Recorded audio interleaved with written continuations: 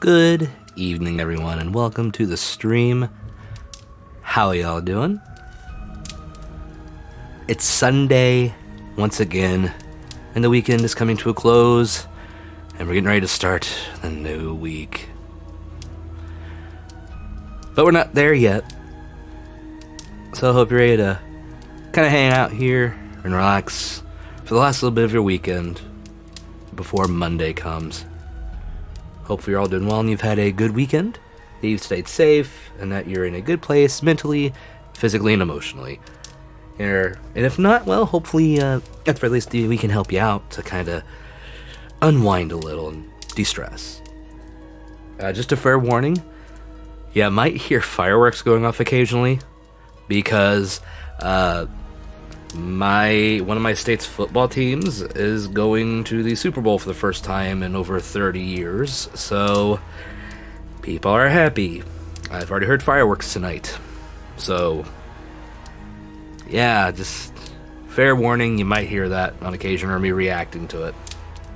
So there's that. And yeah, it's hard to believe it, but tomorrow is the end of the month. We are already 1 month through the new year, and it feels like it was just yesterday that was that was the beginning. Gotta say, time is already flying, and I don't know if that's gonna be a good thing or a bad thing yet. We'll see how things go, but we're gonna head into February already, and I'm not ready for that. But yeah, we're gonna be playing Crimes and Punishments again tonight, picking up where we left off, going into the third case, which is a renowned archaeologist was found murdered inside of a steam room at a Roman bathhouse. However, the room was locked at the time of his murder. So we have a locked room murder. So that's going to be a fun time. That's a bread and butter Sherlock Holmes kind of story, I think. So I think we're in for a good time. So we're gonna not really take too long. We'll be jumping into it here in just a second. Before we do, just a couple of quick things, mainly to talk about some GoFundMes going on. The first one I want to talk about real quick is for my friend Faye the Wanderer, who is currently trying to find a new place for her and her husband after they lost their last place. So if you're able to, please go to the link right there. Share a little love, donate if you're able to. If you're unable to, that's perfectly fine. Money's tight right now, I get it. And if you can't give, please share the link around wherever you can on social media to try to help them out.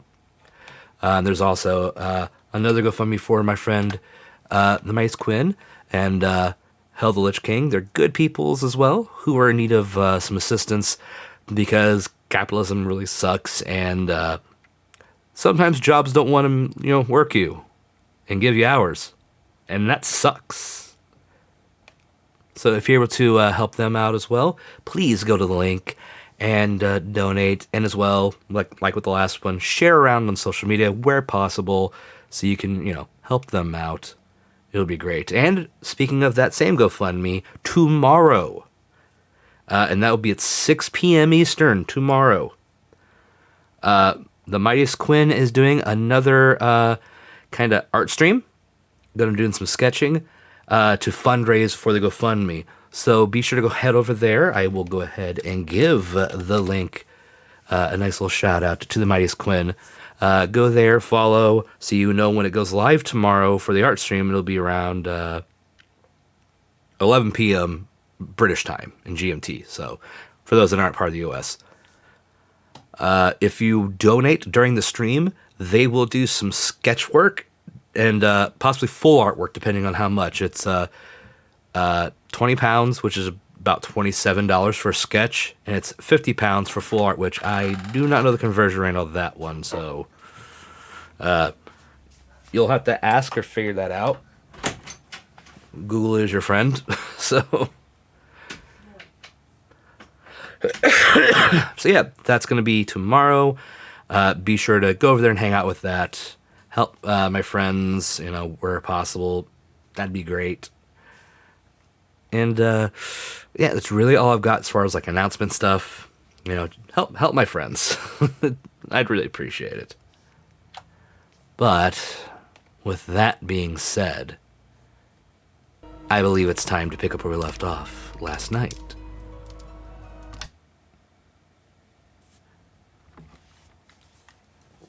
Alright, I don't remember anything about this case really. Because again, the last time I played this was around 6 years ago. Yeah, 6 years ago. So I don't remember like anything about the cases or anything. Toby! On the sofa for the third time today.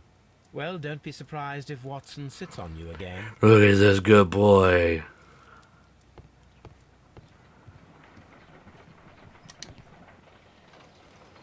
Why do you have this staring there, Holmes?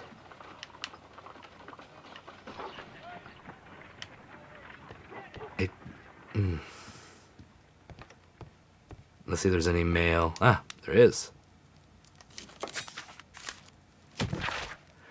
As yesterday, the Mexican consortium Caracal began serving the cause of the British Empire. Oh.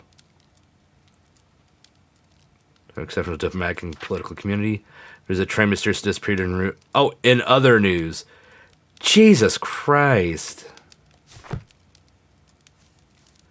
Just downplay the fact that people were fucking murdered. Sure, why the hell not?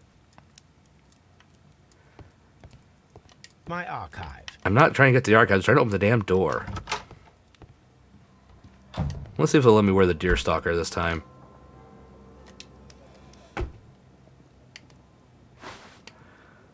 Looks like the answer will be no.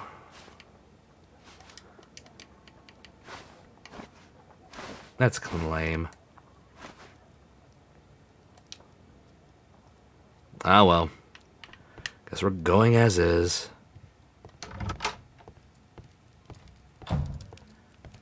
I'm always wondering what's on your mind, Holmes. I mean, I did just poison myself. So that was the whole thing. Now to the Strand Lane Baths.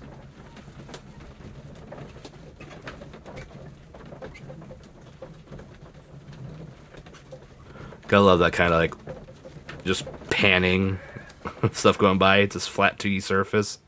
It actually kind of looks like old movies where they have like the images on rollers that they would spin and would make it look like you were traveling. It kind of looks like that. Like you can actually almost see it like the way it's like waving. I know it's kind of the effect of the glass, but it's just kind of the impression I get. It feels very low tech, and I don't know, I kind of appreciate it.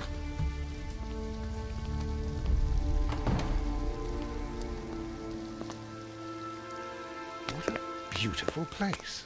With a dreadful murder. The body of Sir Rodney Bentcliffe is still in the steam room. It has not been touched, per your usual instructions, Mr. Holmes. I shall be waiting for you here, but please hurry. All right. Are you able to identify the men who were with the victim in the steam room? Yes. The manager of the bath, Sir Gregory Pickford. Oh, they were in there with him. A lad from the city council, Garrow, and an archaeologist by the name of Blinkhorn. I think the plump one, Garrow, did it. He doesn't seem right in the head. Well, we shall see. Yeah, that's what the weapon was. Found no murder weapon? No, and that's why I called you. All three witnesses and the victim. So I were thought the locked person in was in there with alone. murder, I misunderstood. and they remained so until we got here. So it's a locked room murder with 3 witnesses. I see. Interesting. Was there anyone else here, apart from those gentlemen in the steam room? Yes, a Mr. Phillips. He was the one who called the police. He will be able to give you more details. Okay, then. Let's see what he has to say, then. Good day to you, Mr. Phillips. My name is Sherlock Holmes, and this is my colleague, Dr. Watson. Would you be so kind as to answer our questions? Certainly, sir. Please tell us the chain of events from the start of your day. All right. Everything that you can remember. The slightest detail may be of importance. Very well, sir. I came in at 6:30 this morning, and I opened the baths. I made sure that the room was clean, and I prepared the towels. The brazier was still burning. There was a fire burning all night. Yes, Sir Gregory ordered me to light the brazier yesterday. It takes some time until the room is fully heated. Okay. The gentlemen had a meeting at 9 o'clock this morning. I wanted everything to be perfect. They'd been in the steam room for 20 minutes when I suddenly heard shouting. I ran to the door, but it was closed. I couldn't open it. So I ran out to the street to call for the police. One constable came up, and then there were others, and they picked the lock. Inspector Lestrade came along and told us that nothing should be touched. Let's do a quick rundown of our boy here.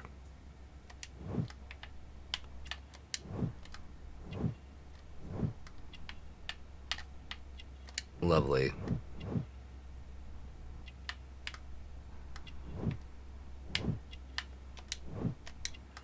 Some shiny buttons.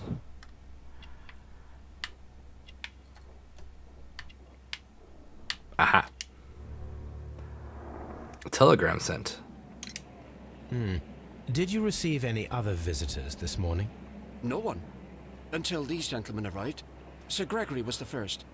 And then, while we were discussing work details, Sir Rodney and Mr. Blinkhorn arrived, and Mr. Garrow followed. What happened after that? I waited Well, somebody until they died. all entered the steam room, then I returned to the hall. The changing room door was open, so I should hear if they needed anything. You would have heard if someone had entered or left the steam room. Certainly, sir. These doors make a lot of noise.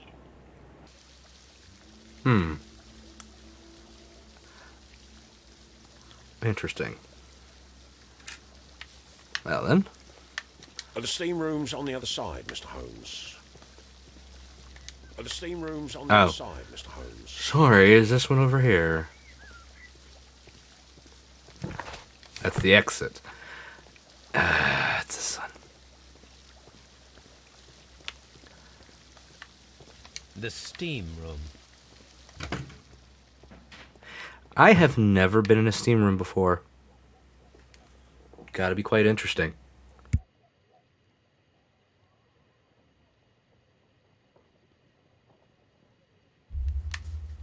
Has anyone else ever done a steam room? These clothes belong to one of the suspects from the steam room. That's my Clothes question. belonging to one of the suspects. I don't know how comfortable that would even be, honestly. Expensive clothes belonging to one of the men from the steam room. Some champagne. Champagne for a special occasion. An ice bucket to keep the champagne chilled. Oh, too late for that. Unopened. It was intended to be enjoyed after the steam session.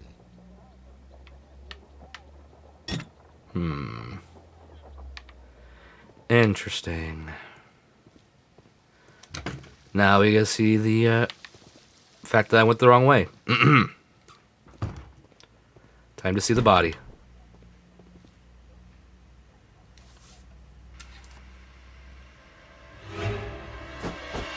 Oh, lovely. Good Lord, Holmes. Ah, death with a peculiarly Roman piquancy. Like the one you almost had an hour ago. Let us forget about that. Alright, let's examine. There was only one hit from the weapon. It pierced the right eye straight through to the brain. Death would have been instantaneous. The wound should not have bled so profusely. This pool is rather large.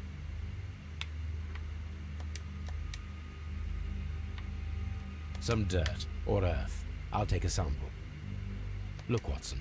He was wearing a ring. Okay. He very likely removed it before the steam session. Don't think there's much else. Oh, Well, death is very recent. Between 30 minutes to 1 hour ago. well, that was it. I think we have found all that we can here, taking into consideration the abysmal lighting. Constable, we have finished with the body. We don't have many leads here. What concerns me is that we still have to find the murder weapon. Mr. Holmes, Please have the body removed without disturbing anything else in the room. All right, Mr. Holmes. I was wondering, No. it's fairly reckless to carry out a murder inside a closed chamber. Why do you suppose they did it? There are a great many possibilities. The murderer was in a hurry, or he is an artist, or a ghost, or he wanted to ensure that I'd be brought in on the case. Really? Probably the latter. You are ridiculous. Do you know that? Well, let's look at this blood again. I should check this blood sample at Baker Street.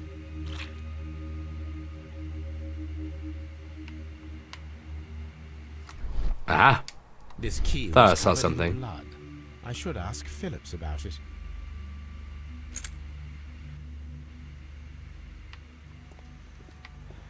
Alright, let's take a quick look at the brazier. The brazier is still burning. The heat here is extreme. I will need something to pick up this melted metal. It is too hot. I cannot reach into it. We need tongs. And here are our 3 suspects / witnesses.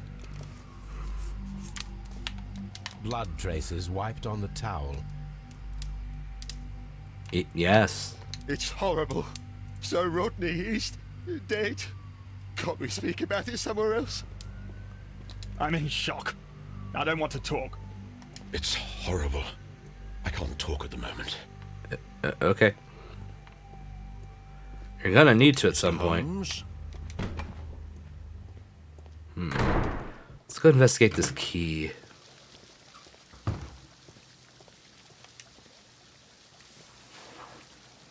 And what do we have here? How many people have keys to the steam room? We have just the one key for now, which Sir Gregory gave to me. So, this morning you opened the steam room, and then? I put the key inside my desk, but when they called, I couldn't find it. It had disappeared. I don't know where it is. Did you leave the baths at any time, or receive any visitors? I say, No, so sir. we know what that key is. Yeah, don't lie to me. You are not telling the truth, Mr. Phillips. You left your work this morning, and you went to the post office, where you dispatched a telegram at around 7:30. But how could you... No, The telegram was for someone in Manchester. Mr. Holmes, it's I'll tell you everything. I left the baths at 7:20. My sister wrote to me yesterday, and she needed a reply, or our mother is unwell.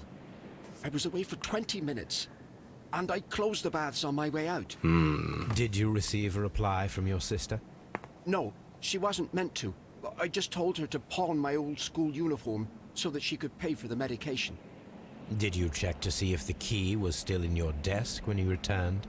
No. Yeah, I didn't. figured. Please, Mr. Holmes, don't tell the police about this. Sir Gregory would give me the sack. I need this job. I see. There is a bottle of champagne on ice in the changing room. Do you have any idea who left it there? There is? Are you quite certain? I didn't pay any attention. Do you believe that it's important? Oh, okay. Just... Wow. Okay. Any progress, Mr. Holmes? Actually, let me look at here again. Turn the fuck around, Holmes. Alright. I want to say that there's gonna... Oh, there's glasses. One lens is cracked, probably due to the temperature of the brazier. Interesting. These lenses are for myopia. The wearer is short-sighted. There should be tongs around, I'd think.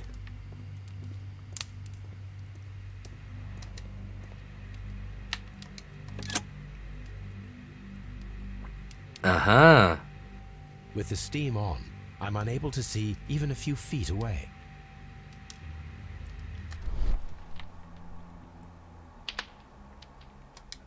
Oh, I couldn't see. I have to use it to see. It's literally right in front of you, Holmes. How could you not even see, like, in front of you enough to, like, reach out?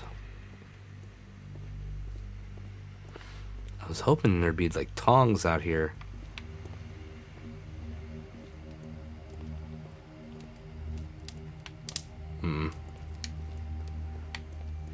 Okay, maybe there might be ones out here real quick that I can look at.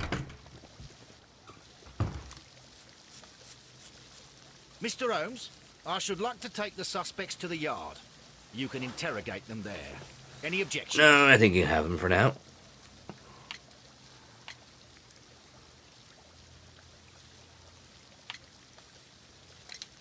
Please wait. I need to do something first. Maybe I'm missing something. These baths are becoming sinister. Double checking here. Frigidarium. Oh, This area serves as Sir Rodney Bentcliffe's workshop. well, if I can investigate here now. Aha. I will need these tongs. Oh, Tools used by archaeologists in their research. 28593. A shield. And a document. Metal, oh, it's a plate. Besides archaeology, it appears to be part of something larger. Okay. Archaeological findings. Old clay pots with numbers inscribed upon them. I do find archaeology a very interesting subject. Like, history can be really interesting. A shape has been cut in the plate. What should be done with it?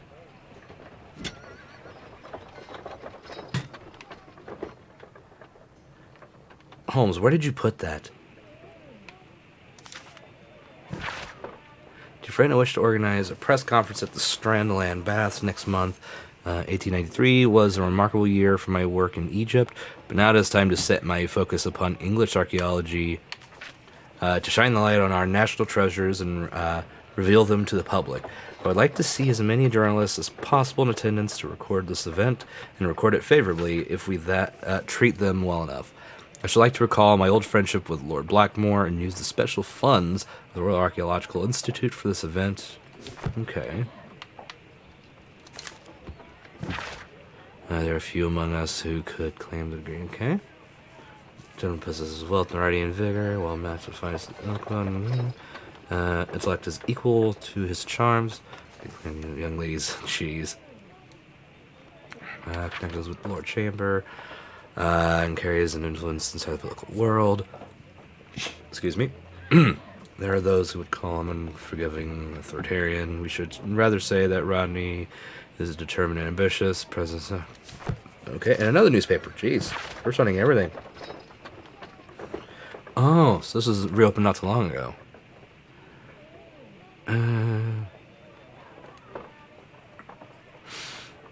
I hold the key to a great mystery. Ooh, interesting. We have a mystery. I like ancient mysteries. They can be fun. Archaeological findings. Old clay pots with numbers inscribed upon them. Oh. What do we have? Hello there. Hello. How you doing, robot? Ah. A glass plate negative is missing. We'll do it in a second. Ooh, we got negatives. It is a glass plate negative of an Egyptian statue. Interesting. See, I can't look at all the plates. Glass plate negatives. A remarkable method for recording ancient civilizations. How you doing tonight, though?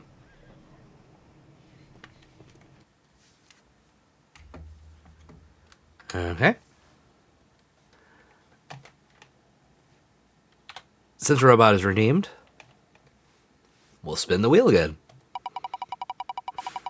Maybe we'll get something good. I spoke too soon.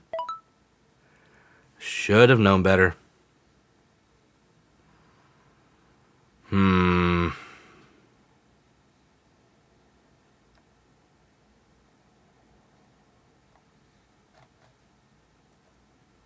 I'm on fire. Yeah, unfortunately. Let's see. What would be painful to watch? Let me rack my brain real quick. for a couple of ideas.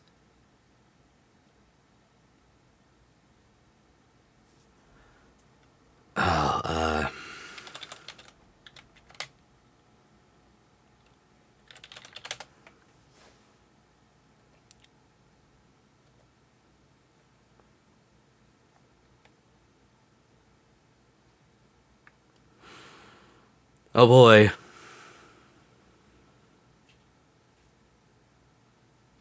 Oh boy. Wife and children makes men weak. Why women should birth babies at home. Why I only coach men.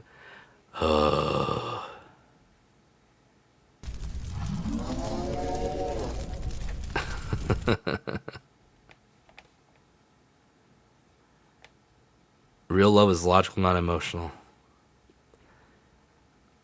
Want to find one that's not too long.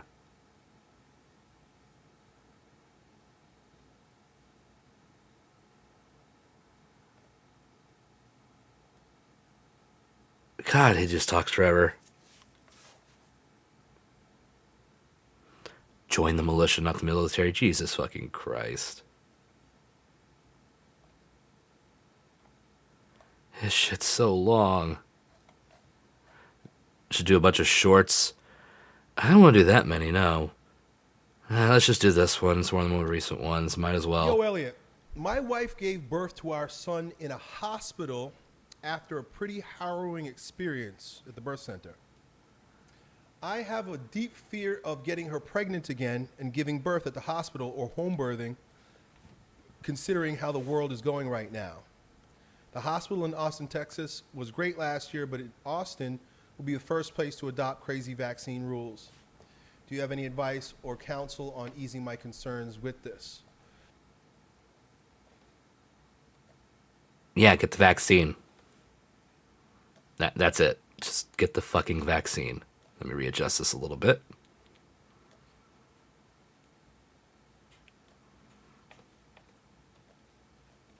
So, I mentioned earlier that I tend to be kind of ahead of the curve with a lot of things. And one of the things that I ventured into when my wife first got pregnant back in 2002 was natural childbirthing and home birthing. Because I became aware of the abuses and the trauma that's associated with giving birth in the medical industry. Oh, no. For thousands of years, women gave birth without having doctors or having surgeons around, right? Like now the surgeon wants to be there. Why? Because they want to cut you open as soon as possible. This is going to be special, isn't it? Yeah, that's... Okay. Oh, here we go. My friend had the same experience where he was like, his wife wanted to have natural childbirth, but as soon as he got there, the doctor's like, well, you know, it's going to be a matter of time before we got to cut you open and take the baby out, right? Which is barbaric. Births. Sorry, I hit the wrong button. There was no reason to cut the baby. His wife wanted to have natural childbirth, but as soon as he got there, the doctor's like, well, you know, it's going to be a matter of time before we got to cut you open and take the baby out, right? Which is barbaric. Says the knuckle-dragging jackass. Sure, barbaric. Look, medical science hasn't always been the best. We all know what it was like before we learned certain things about penicillins and all that stuff, leeches and stuff like that. Yeah, it was bad at times. We're quite past a lot of that stuff. We're past the barbaric age of medicine. Wouldn't it be barbaric just to give birth out in the woods? All natural. That would be more barbaric. So, no idea what the hell you're talking about, dude. But sure, let's hear how barbaric it is to have a surgeon on standby in case something goes wrong. And yeah, they're not just getting in there to cut you open. I guarantee you that whoever told you that was lying. Because I've done the childbirth thing. Like, not me personally, obviously, but I was at the birth of both of my kids. And, yeah, no, they didn't go around cutting her up. There was no reason to cut the baby out except the fact that he had to get back to his golf game, right?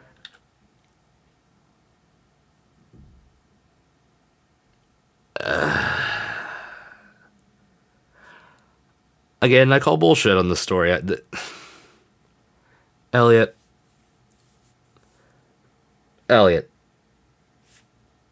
These are professionals. Speaking of natural births, where did the water birth come from? Like, if I had to choose, literally the worst place to give birth, a river or a lake would be up there. Fair enough. I really don't know where the concept of the water birth came from. I've not looked into it, but it's a thing. Let's get back to this stupidity. So anyway, all my children are naturally birthed, 3 home births. I caught the children, right?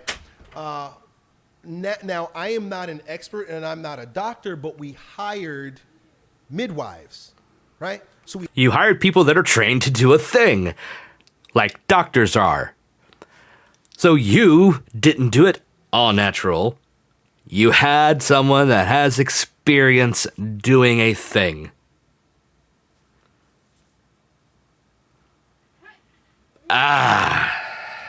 we hired midwives. These are women who have a nursing degree, but they also have a leaning towards natural. They want you to have natural birth, right? They still have fucking training that they went to school for. Why are you so stupid? First Google result says it was started by the Russians in the 60s. Crazy boomers, yeah. In the home. So we had a woman, she was there. Actually, she wasn't there. 2 of my children, I caught myself, but she was on the phone. She was on her way, right? Because my wife's labors were like that. It's like as soon as she felt like she was in labor, it was like, okay, countdown before the baby's here, right? It was quick. So a lot of times the midwife took a little while, but all my kids came out perfect, natural, normal, and it was just me and my wife. Lucky you. At home, right in the bedroom. Hey, here comes the baby. That's the way it's been done for thousands and thousands of years. And a lot of times the babies died. It's almost like maybe there's a problem with that when they're born in a not sterile environment. It's not guaranteed that they're going to die. It's highly possible that they would. But it's definitely possible they could live through it. Or if there was complications with the mother during it all. Then yeah. So you got to be careful with that kind of stuff, Elliot. Now that's not to say that there weren't situations where a mother and a child or both died because they would have needed support. Well, that's why you have a midwife, and guess what? The midwife has the hospital on call, right? So you would still need the fucking hospital, Elliot. I can't with this.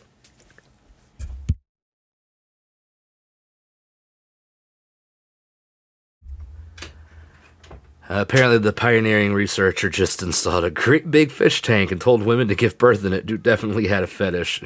Damn, you a freak. So if you must go to the hospital, I'm trying to get my screen focused back.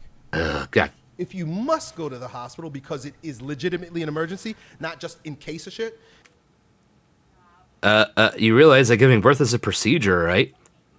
A lot of things can go wrong during birth. It is necessary to be in a hospital, generally speaking, or to have somebody that has some knowledge of the medical field, which midwives kind of do, especially if they're fucking nurse, have nursing degrees. They have some experience with it.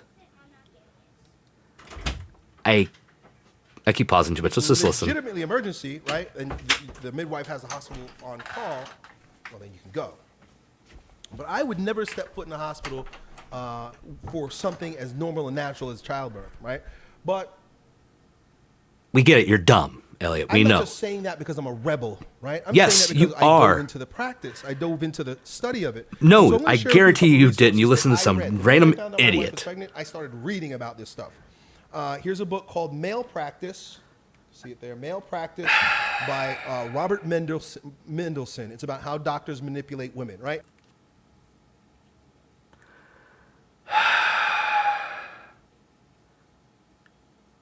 I don't know when it comes to this book. I've not heard of it before. The name Robert Mendelsohn sounds familiar. So I don't know much about the legitimacy of that book or what's in it. For some reason, I guarantee you Elliot has probably read it wrong. Because Elliot is not that bright. Or maybe the book is really just shitty. I don't know. It's an industry, right? The childbirth is an industry, right? They're making money. It's not because they have your best interest in mind or that it's the best way to do it, right? Because for example, when you go to a hospital, they have the woman lay down this way and put her legs up to make the baby come out, which is not natural.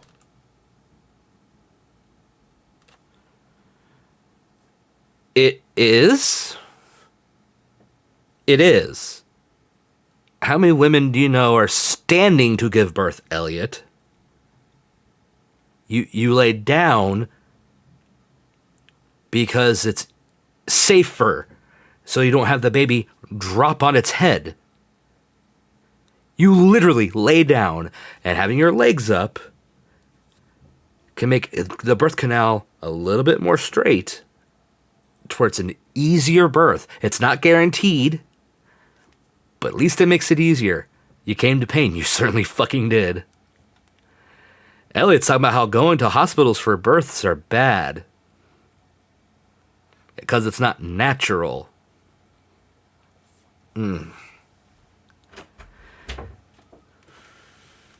That is the wrong way. And I'm not a woman, right? But my wife has had babies. That's the wrong way for a woman to have a baby. You don't lay down so the baby is like stuck up in your body and then you got to push to get the body down. No, you squat over, right? Here I am showing you how to give birth.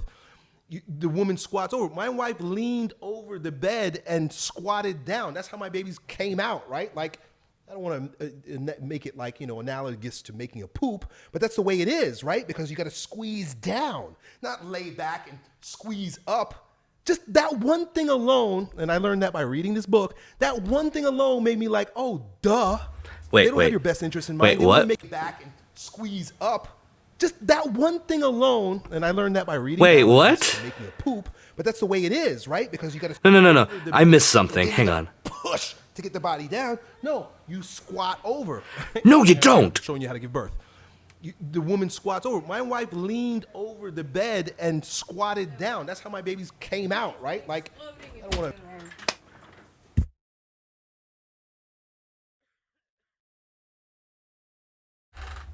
Okay. So, Elliot, your wife gave birth in a more sitting position. Okay. You're not exactly always laying flat. There's still some elevation on the upper body when giving birth. There are different positions to some extent, but they involve the woman or whoever's giving birth to not be upright. Okay, Elliot? Make it like, analogous to making a poop, but that's the way it is, right? Because you got to squeeze down, not lay back and squeeze up. You're not squeezing that one thing up. Alone, and I learned that by reading this book. That one thing alone made me like, oh, duh. They don't have your best interest in mind. Elliot, you don't squeeze it up. You squeeze it Why? So out. They can charge you for a C-section. So they can charge you for extra drugs, right? My wife didn't use any pain medication. Why? Because the baby came out fast. Why did the baby come out fast? Because she wasn't laying on her back.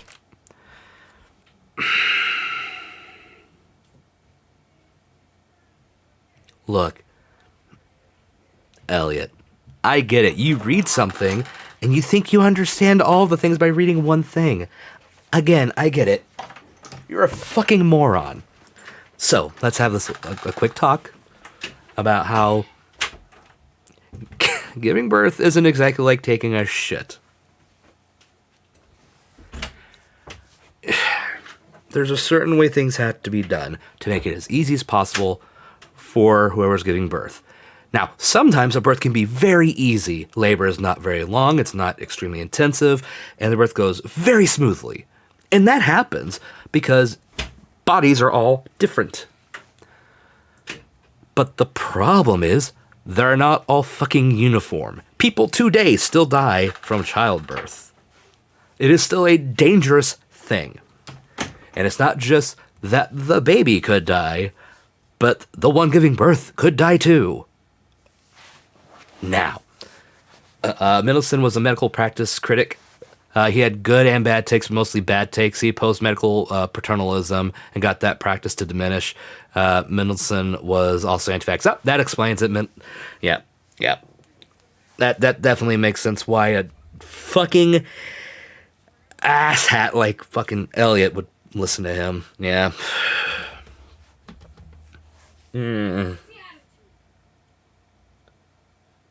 I can't even. The muscles involved in shitting and giving birth are often indistinguishable in practice. Yeah. But again, you don't want to be in the position where you risk hurting the baby as it comes out, you know? At least when it's more horizontal, like we tend to do in hospitals and that, the baby is able to be pulled out with support for its head. And it's easier to get out a lot of the other stuff, like the placenta and everything. So, Elliot was here for births. He got lucky that his partner had easy births. I don't know about the third one. The first and second's all he's really talked about. So let's see what a dumb shit he has to say. She was squatting down so that the baby can be pushed down, right? So there are all kinds of wrong things that they do in the hospital that... Yes, the medical experts who study for fucking years are wrong, and people like Elliot are right because... make it so that there's trauma. You have a traumatized experience in the hospital, and obviously you had some harrowing experiences because children aren't meant to be born in the hospital. It's good that the hospital's there. People aren't meant to be in hospitals for anything, Elliot. You know why? Because hospitals aren't natural. So if they're not supposed to be in there during births, we're not supposed to be in there for anything. When we're dying, when we're injured, we're not supposed to be in there. We're supposed to be out and suffering and dying because we don't have medical treatment. There's your all natural way, you goddamn idiot.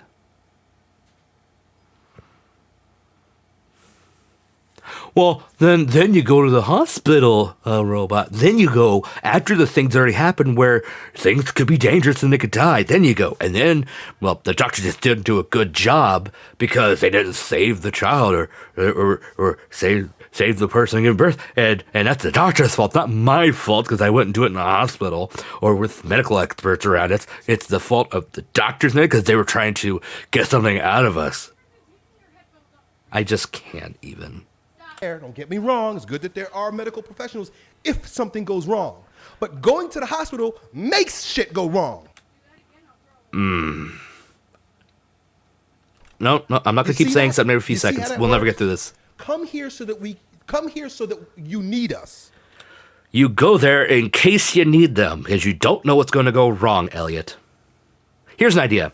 Don't go to the doctors anymore. Don't go. You start feeling bad, don't go. Just stay home. Don't go. You're worried about maybe you have like some kind of thing going on. Don't worry about it. Just stay home until you need the doctor. Might be too late then, but hey, don't waste the fucking doctor's time. Frankly, you're a waste of goddamn oxygen in the first place. And frankly, maybe we should be hoping you don't go to the hospital when things go bad. We'll see. Not saying anything, just saying, Rather than you need us so you come here. Yes. You see this like trickery? But anyway, read the book. Right? Don't read the book. Practice. And then this guy, I ended up buying all his books because he was such a G in that book. He's got another book called Confessions of a Medical Heretic. Robert Mendelsohn, Mendelsohn. And then How to Raise a Healthy Doctor. How to Raise a Healthy Child in Spite of Your Doctor. I read all this guy's books. And this first book might even be out of print. It looks like it's very old. He went down the fucking Mendelsohn rabbit hole. Fuck. Don't take my word for it. I don't pretend to be an expert. Yes, you fucking do. That's the problem. but I'm a concerned father. I'm a concerned parent. I'm concerned about my wife. I'm concerned about You're concerned about dumb shit that doesn't what need to be does someone who's concerning. concerned do? They consult. I consult these books. Colleen and I took natural childbirthing classes. You know that? We took Bradley classes, right? Bradley natural birthing classes. Bradley natural birthing classes, not Lamaze. Lamaze is a joke. From Wikipedia, in Confessions, Mendelssohn argued that the methods of modern medicine were often more dangerous than the diseases they were designed to diagnose and treat.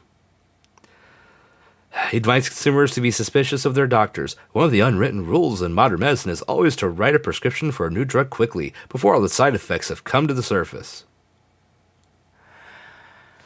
Of course. Bradley natural birthing classes teach you everything about how to legitimately have that baby at home, naturally. Lamaze just teaches you how to breathe so that you don't need drugs, which is good. It's one part of it, but ultimately, we got to go back to nature. We got to go back to the way things should always were. Yeah, who needs glasses, right? Go back to the way nature used to be. Your eyes suck? Oh well. Duff I've had to get better eyes. Don't need glasses. Don't need braces. Don't need casts, crutches, because that's not natural.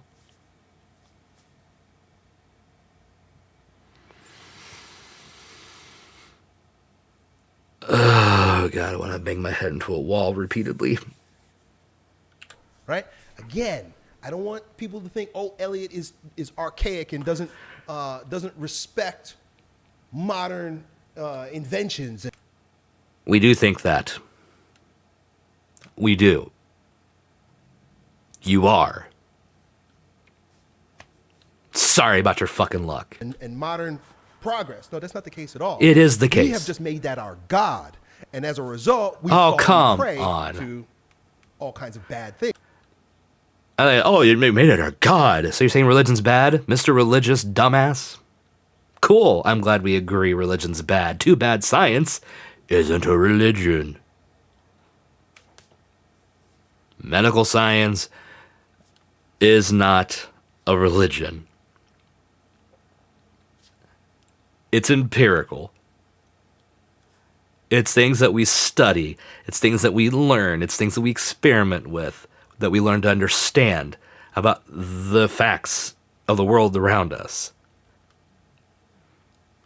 It's not a fucking mythology with special people that have special powers because of some special being. Things, right? Like, just it don't. Man, sometimes I'm not a smart man. That is the first true thing you've said in this whole video. You are not a smart man. This is very true. Thank you. We need this clip, and I want to send it to Elliot every day for the rest of his life. I am not a smart man. This is it right here, just every day. There's a critic noted further down the Wikipedia page who had this to say about Mendelssohn. The technique of describing one specific situation or case history and then generalizing to all situations or all case histories is a dangerous one, and such extrapolations are carefully avoided by all responsible scientists. Yes, exactly. That is not how this goes. You do not generalize based on one case, based on one situation, based on one discovery. Testable, repeatable is the way a lot of things go. If you see patterns, then that's something to consider.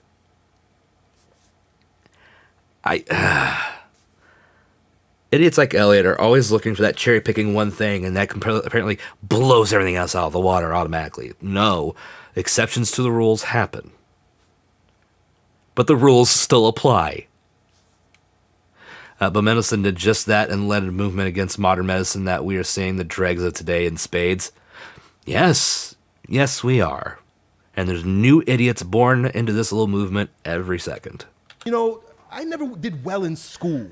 Surprise! I just see certain things that people take for granted, and I'm like, I don't know. You don't know, and that's why you're an idiot. Well, you're an idiot and you don't know, I should say. Not knowing something doesn't make you an idiot. But you can also be an idiot and not know something. So, Ellie just checked off two different boxes. That just don't seem right to me, right? And then the whole idea, right? Just think about this. Babies will come down. I already did this, so I'm just kind of reiterating. The babies will come down. Why am I laying up?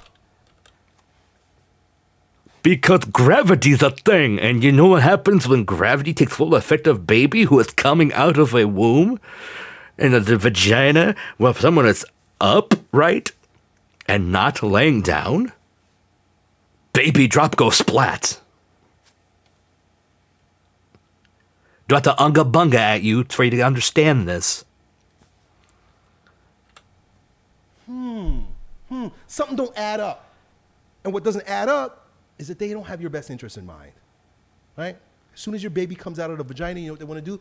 Whisk it away and give it all kinds of shots. Yes, put shit in Elliot. its eyes, right?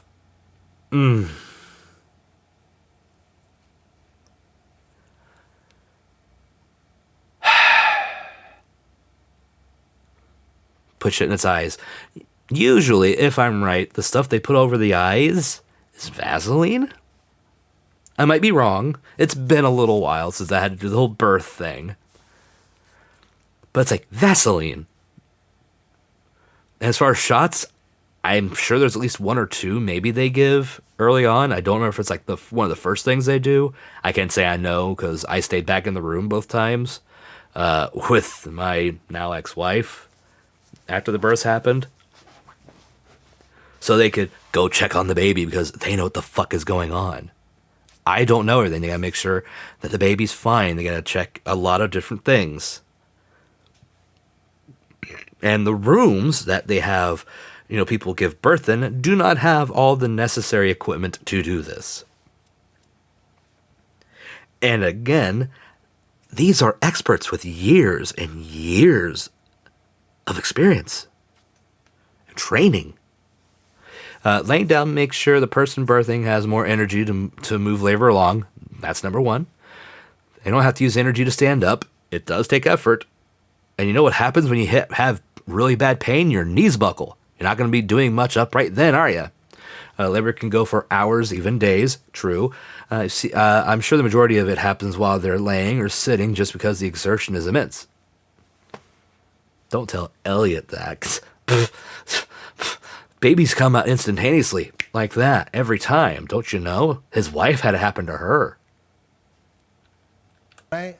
They do all kinds of weird things to your baby that you don't know anything about when they take the baby away. Ask. I guarantee you this is stuff you can easily find. Like the things they do, depending on the situation, on the baby's health when it comes out. The baby may need some extra care if there was problems during childbirth. So when they whisk it away, they're checking for things. There you go. Elliot likes to read, just not textbooks. He likes to read books from quacks and people that don't understand modern medicine or do and want to make money off people's insecurities because they're evil. But even a dog, even a cow, I have cows. You don't take the baby away from the mama right away, right? Why do they do that to us? We're more vulnerable in certain ways. We're also not generally wild animals or even domesticated animals. We are animals, but we have understanding and we know how to make things easier and safer as much as we can. It's called being intelligent, something I know you're not used to, Elliot. Intelligence and you are like oil and water. I get it. But hear me out. Humans smart. Humans learn things. Humans make things that do things better. Humans survive more.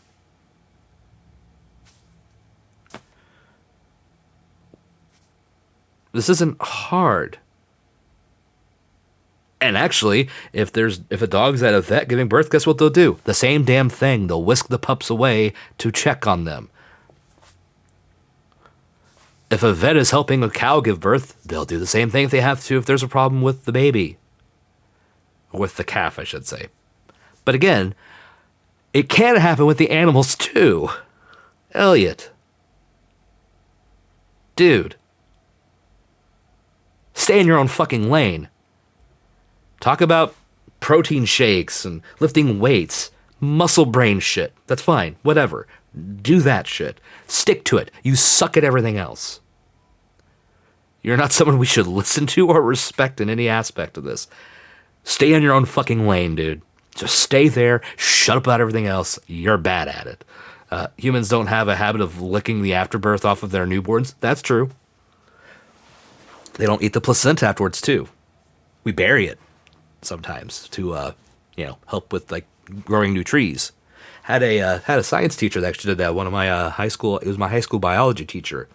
Him and his wife also did natural birth at home, water birth too. In a little like pool. This is like kids' pool in their house. Generally they don't, but yeah, that's the exception, not the rule. But had a midwife and everything, and again, someone that was trained to be there to do it, and that's fine. I get it. I don't think it's necessarily the best thing to do, but I get it. And it's your right in that aspect when it comes to your births and how you do it, as long as you're being safe and not putting yourself and, the soon-to-be born child in danger. That's fine. But my teacher told me about how after the birth, they use the placenta as basically fertilizer. They buried it with planted a tree over it and everything. And okay, that's fine. I don't think that's a problem necessarily. Like there's ways to reuse that kind of stuff. But again, he didn't shirk away from doctors. They just had their own views on their lifestyle and stuff. They were kind of hippie-ish and whatever. Fine. Why is fried it up that the as soon cheap as the baby steak? comes out That's of the hospital, disgusting. They whisk the baby away, so the baby has no bonding time with the mother. They literally do afterwards. The bonding time isn't just like the first 5 minutes. That's not how bonding time works. And frankly, in our capitalist society, we don't have bonding time anyway because people have to come back almost immediately. Oh, please don't look up placenta recipes, Robot. Why? You can deep fry your placenta. I don't know why people do it. Because in America, we deep fry everything. Why not, I guess?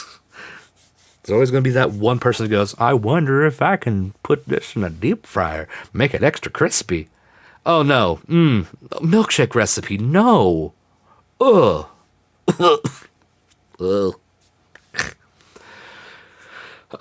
Anyway, bonding time is a long-term process. It's not just like the first 10, 20, 30 minutes or even an hour of a baby's life that bonding happens, Elliot. It's not fucking imprinting like it's from fucking Twilight. You have to look at something and be there instantaneously. Oh, of course. You know what I mean? As soon as my babies came out, we laid it right on their mother's chest, and the baby start feeding right there. First thing the baby does is this. Oh, please Right? don't. Don't do that. Don't do that. Don't do that again, Elliot. Don't. But yeah. You realize they do that at hospitals too, right? They'll let the mother or whoever see the baby. Sometimes they'll even let the baby lay on there while they're cleaning up things so they get a moment right after birth. You know how I know this? Because I've been through this twice, Elliot, in a hospital. I'm not clicking on that. If someone else wants to, they're brave enough to, cool. I am not clicking on placenta recipes, delicious placenta ebook. Nope. Nope. Not doing it. And so as the baby's doing this, the mom is right there, to suckle. But you take that baby off and the baby's doing this, and all the baby sees is bright lights in its eyes. all the baby can't see very well when it's born anyway, Elliot. Its eyes have pretty much been like closed the entire time they've been inside the embryonic fluid. Like, they're experiencing light for the first time. It is already too bright for them. Whether you're doing it out in the sun or you're doing it out under some fucking like house lights, it's already too bright. Dude. And some stranger jabbing it with needles, it's like, what the fuck kind of... Oh yeah, it's just jabbing them, just poking at them like a fucking voodoo doll. That's what it is. What kind of introduction to life is this? Life is pain and then you die. That's kind of normal. Hey, you know another way it could happen when they're out in the wild? A wild animal could come up and eat the baby. And then the mother. If the birth started happening in a bad place at a bad time. Not going to happen in a hospital, though. You're safer. That's why so many people are traumatized. No. People are traumatized because of that birth experience, right? No. No. No one remembers their birth. Do you? I don't. Does anyone in chat remember their birth? You remember the bright light when you came out of the slit? Or when you were removed via C-section? Do you remember the shots you got? Do you remember them clamping off your umbilical cord? Do you remember laying with your parent, being held, being talked to? Do you remember any of it? The answer is no, because we don't have memories that far back. Humans cannot develop them that far back.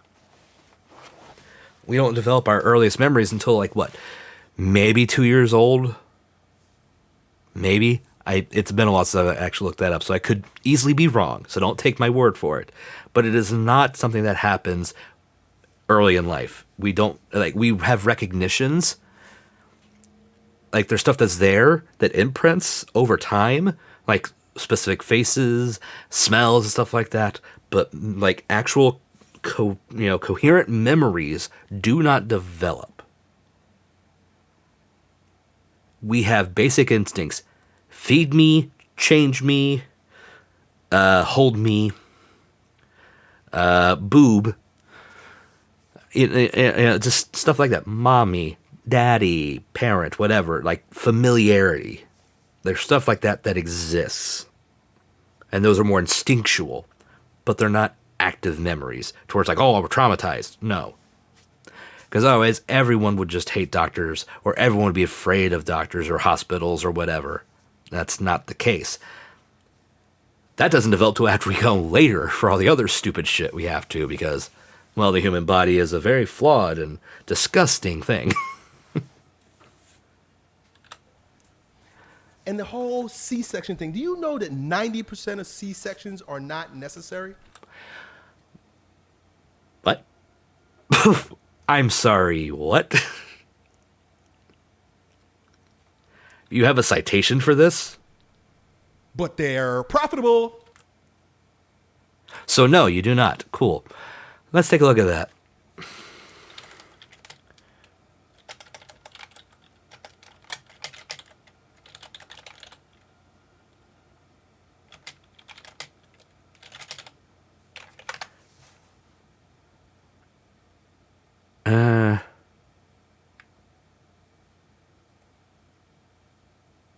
Okay, although it's impossible to know the necessary rate with real precision, the World Health Organization says it's closer to 10 or 15%.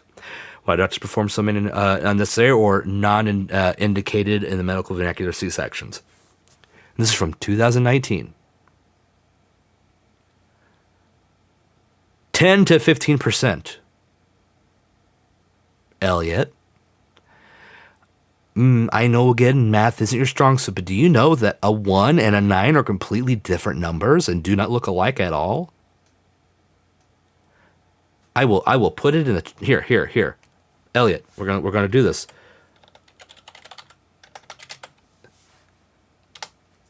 This is the number 1.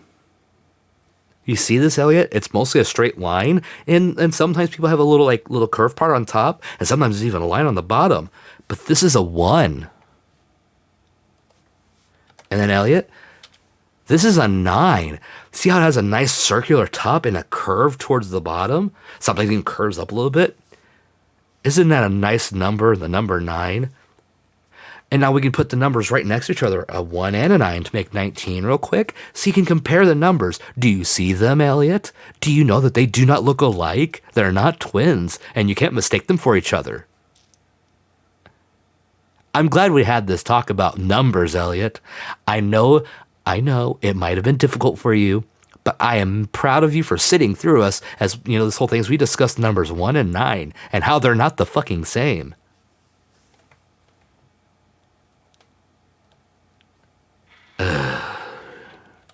Right? They want to cut your wife open. You go to the hospital, they want to cut your wife open ASAP. That's the first thing on their mind.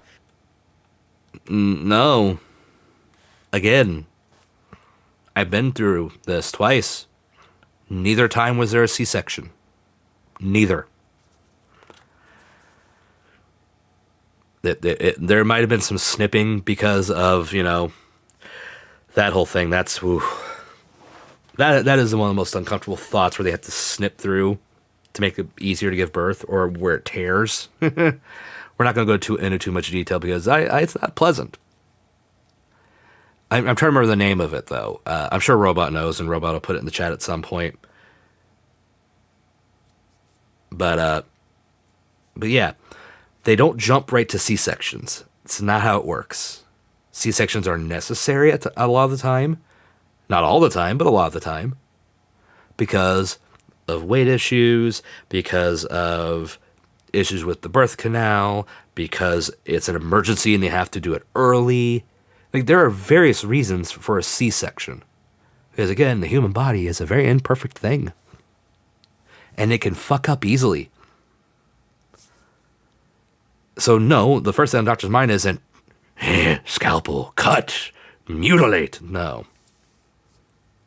I'm sure the first thing in their mind is, what if the insurance is going to cover this?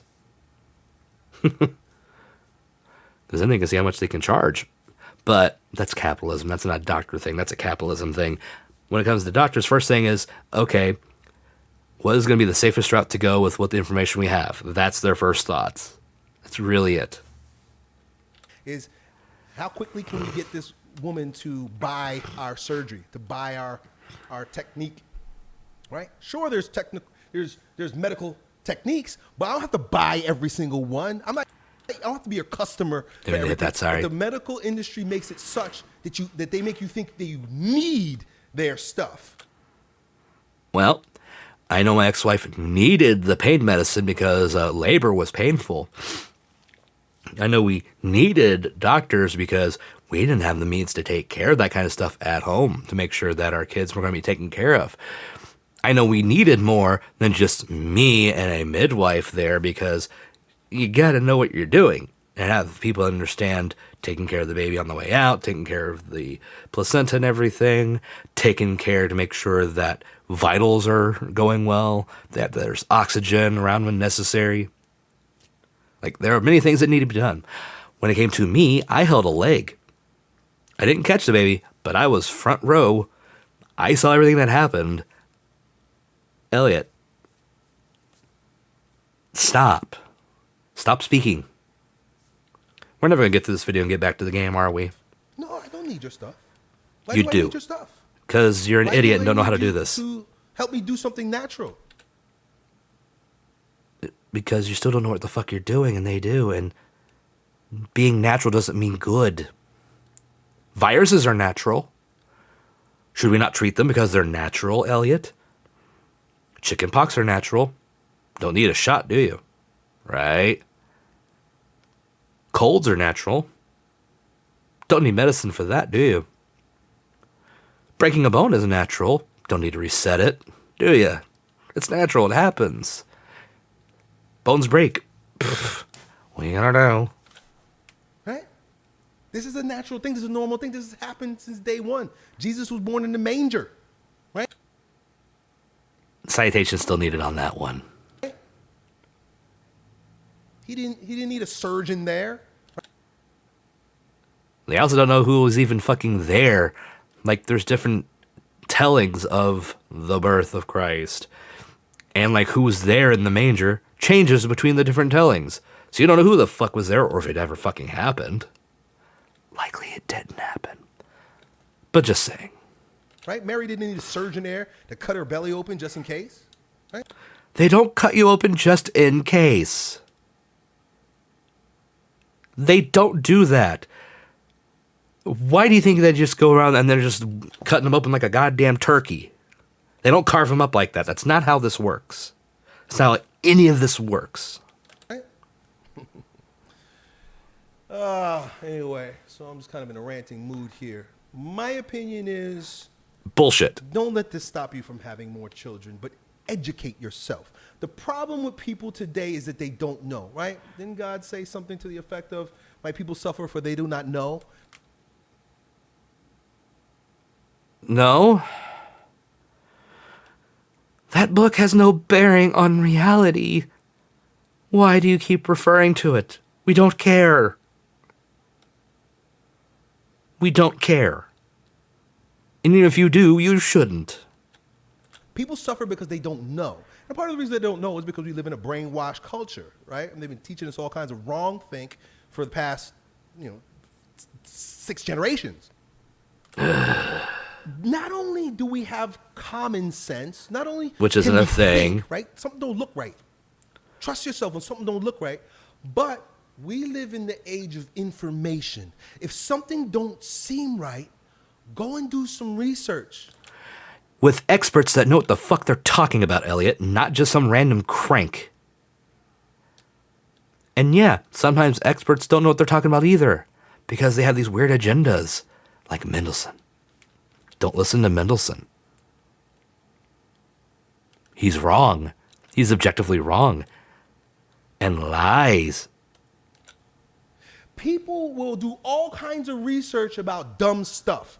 I'm going to buy a new car. I know people that will spend months researching cars. What kind of engine they want, what kind of transmission, what kind of, all kinds of aerodynamics, and then they do all the extras, all this for a car. Which is an investment. Some of that stuff's important to some people, more so than others. But a car is expensive. And a car, if you're going to invest that kind of money, you kind of need certain things to be certain ways. Maybe you need them for certain places you live in the world.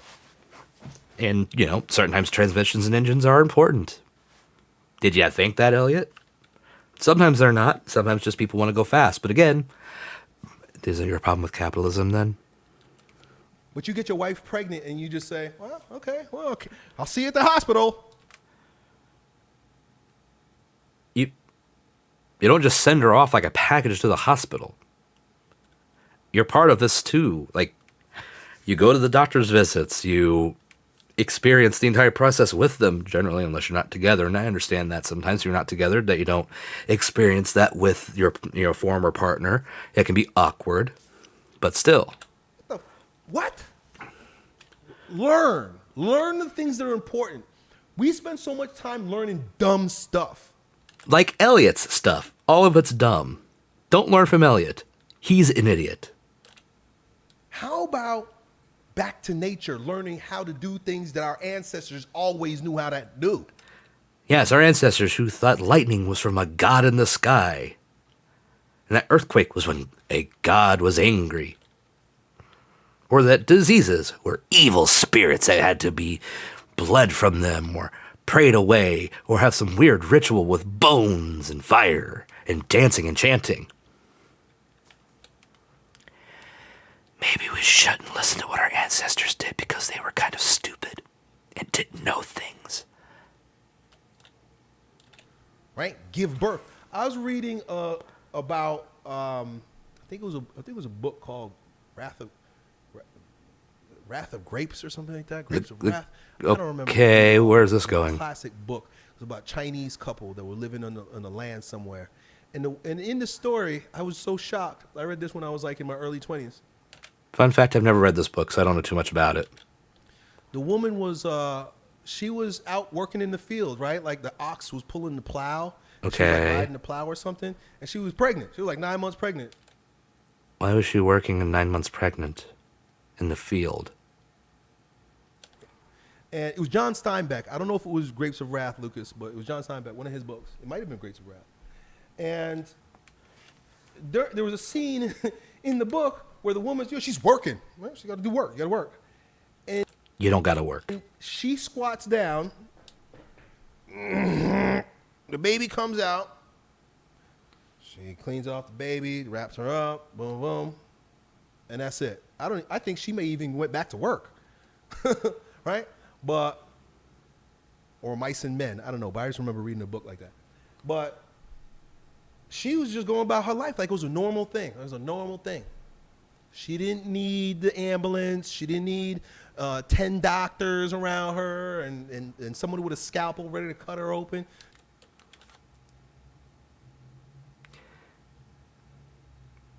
You're saying this is a good thing, Elliot? Okay, we're gonna do a quick look because again, I've not read this book. We're gonna get a quick little overview. Set during the Great Depression, now focuses on the Jodes, a poor family of tenant farmers driven from their Oklahoma home by drought, economic hardship, agricultural industry changes, and bank foreclosures, forcing tenant farmers out of work due to their nearly hopeless situation, and in part because they are trapped in the Dust Bowl. Joe set out for California along with thousands of other Okies seeking jobs, land, dignity, and a future. Okay.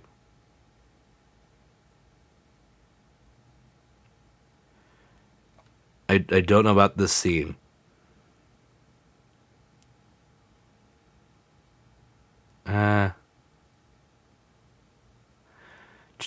Small scale of national. I don't know. The book was noted for Steinbeck's passionate depiction of the plight of the poor, and many of his contemporaries attacked his social and political views. Steinbeck was attacked as a propagandist and a socialist from both the left and the right of the political spectrum, so not the left then, the center. The most fervent of these attacks came from the Associated Farmers of California. They were displeased with the book's depiction of California's farmers' attitudes and conduct towards the migrants. They denounced the book as a pack of lies and labeled it communist propaganda. Of course they did. Some argued that his novel was filled with inaccuracies. In his book, The Art of Fiction, Gardner criticized Steinbeck for not knowing anything about the California ranchers, witnessed Steinbeck's failure in The Grapes of Wrath. It should have been one of America's great books. Steinbeck wrote not a great, infirm novel, but a disappointing melodrama in which complex good is pitted against unmitigated, unbelievable evil. Sounds about right and accurate. Others accused Steinbeck of exaggerating camp conditions to make a political point. He had visited the camps well before publication of the novel and argued their inhumane nature destroyed the settler spirits. Okay. Am I wrong on like what's going on here?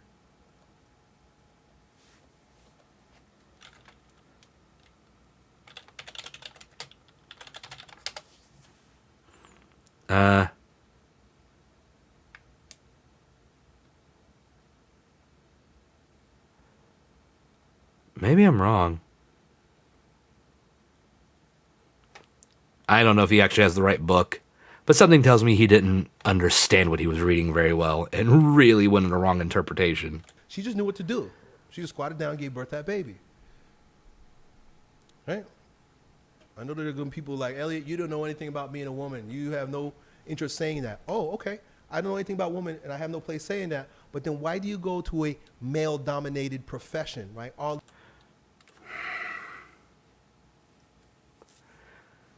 Elliot. Because it doesn't matter what your gender is when it comes to medical science.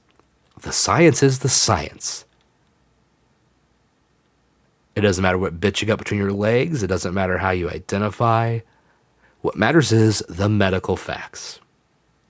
That's it. The opinion of science does not improve whether you identify as a man and lessen if you identify as a woman. That is not how it works. People might think that way sometimes, and they're wrong. But yeah, these doctors are trained to know these things. That's really it. So don't try to id pull bullshit and we say that you don't understand these things, because you really fucking don't. Because you're a pleb, like I am. I'm a pleb when it comes to a lot of medical science. But I have a better understanding of it than you because I've actually listened to experts and have had experience of this. I've experienced births. I've experienced the aftermath. I have friends who've experienced births firsthand. Some of them complicated. I had a friend who gave birth and she had preeclampsia. It was a dangerous situation. So again, you don't know what you're talking about. It's not because you're a man. It's because you're an idiot. You're a loudmouth, small-brained moron. That's it. That's the problem. All these men. That's why the book is called Male Practice. I told you. Why? This is so funny. And also because women weren't allowed to become doctors for the longest time, so there's a big gap there because it's a male-dominated society for the longest time. And we've slowly been getting away from that, which is good. So we can allow more people to get into these fields and not be forced to being nurses or secretaries and stuff because, well, they were women. That's why, Elliot. That's why things are still male-dominated. Or men-dominated, however you want to look at it. Because even then, a lot of doctors are probably male, regardless of whether they identify as man or woman, or non-binary, or whatever. But the point is, it's been dominated by men because of society forcing that to be male-dominated, to be, the men have to do this. Because women were too fragile to deal with that. They had to be the nurses. Like, nurses don't deal with a lot of shit. Nurses have seen shit. I have a friend who's a nurse, and he has seen a lot of shit, especially over the last year plus, with COVID. And he's worn out. He thinks he's actually gotten PTSD from it because it's so stressful and because it's been so intense. So, Elliot, what we're saying here is kindly fuck off. Women were so quick to tell a man who has his wife or his friend's best interest in mind about something in regard to women. You don't, though. You have no right saying that. But the first thing they're going to do is go to a hospital. There's what? It's all men. It isn't. It's all men that look at you like it isn't all men. How much can we charge the insurance company for all this? Right? Here's what we do. We get rid of capitalism and we fix that, don't we, Elliot? Then it's not a business. The problem with that is the American economic system is fucking flawed. So your problem is with capitalism, not doctors, Elliot. Quickly can we get her onto the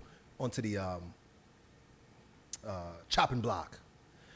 The name of the book, some of you guys are asking me, is Male Practice. M-A-L-E. You see that? This is a book you should not buy. Practice. This is an author you should not read. How Doctors Manipulate Women. Old book by Dr. Robert Market Mendelsohn, Socialism. MD. So, that's one good place to begin. And you can go down the rabbit hole from there, dude. Hope that helps. Done. Yo, it's you, bro. Thank fucking God that's over. Oh my God. I want to get back into the game. I am done dealing with that shit. I'm sorry that took so long, but there was just so much dumb in that.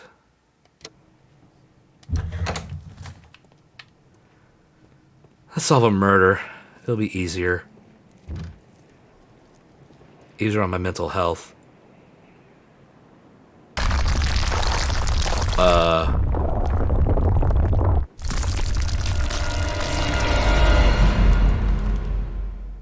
My God, are you all right? I wonder how this could have happened. Yes, it is somewhat treacherous. Fortunately, I am unscathed. To where does this corridor lead? To the frigidarium, the coal room. Barely unscathed and by a very small margin. And treacherous is an understatement.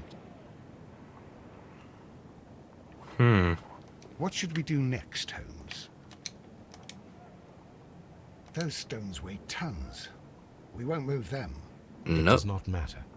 If our investigation requires it, we shall ask for them to be removed. Oh, we're not going to go any farther here. Let me go back in here for the tongs.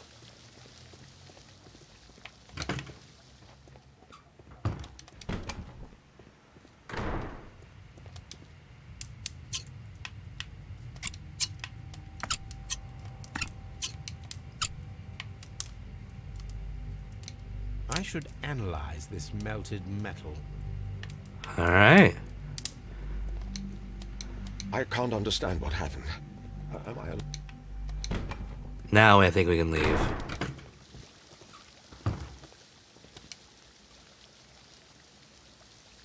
Mr. Holmes, I should like... None, Lestrade. All these events are bad for the baths. My job. I guess it's time to exit. Let's go back to Baker Street and check this metal out first. Before we go to the yard.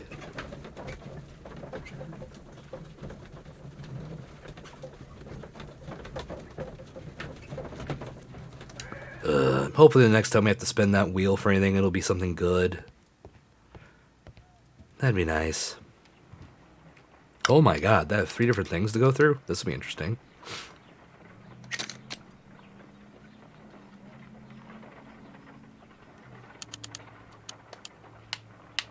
Selenite. White clay particles. Ooh. Pyrite, otherwise known as fool's gold. It is known as fool's Interesting. gold. According to the color and its composition, I deduce that this sample is white clay. Now, I need to find which area near London this sample belongs to. Okay. The sample of dirt belongs to the White London clay region, located near the city of St. Albans. Okay. So that's good. Now we gotta analyze the blood. Let us analyze this blood sample. This blood has not coagulated well. It seems very liquid. That is strange. Let us see what is inside it. Hydrogen peroxide will bring any foreign matter to the surface. Okay.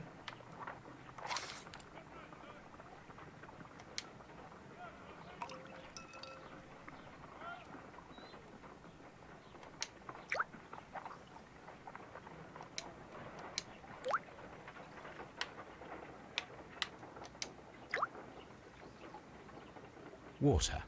This blood is heavily diluted with water. Huh. Interesting. This is a piece of metal taken from a brazier.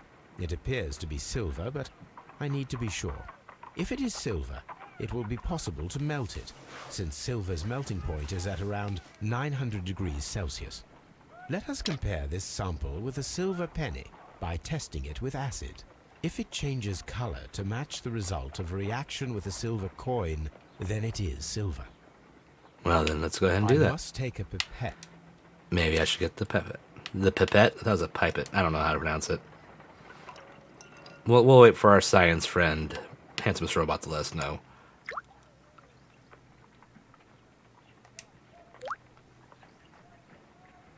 The reaction is the same red stain. It is silver. Britannia silver quality. My analysis table, it is useful for my work. What should we do next, Holmes? I thought you'd have more to say. Ooh, here we are. We need encyclopedia.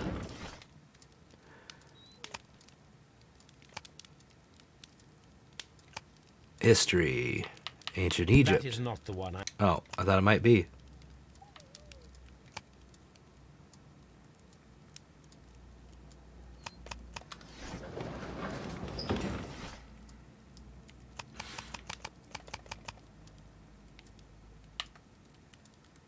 Aha. That is not the one What? I need. There we are. Bentcliffe's mummy. Excuse me. The Great Excavation and God, I can't pronounce this. Asuyan. has taken over 3 years. Sir Rodney Bentcliffe directed the archaeological work. The mummy was found with God, I'm bad at this. Enucleated eye and posed in an unusual position. The right hand was tensed as if reaching out for something or to someone. The mummy was buried upright. She has been named the Desperate Mummy due to her very peculiar characteristics. Nearby could be read in Latin, "By the eye he was punished, for he saw that he was not worthy." The mummy is believed to be Roman rather than Egyptian, as some symbols found in the tomb are in common with the Mithraic mysteries.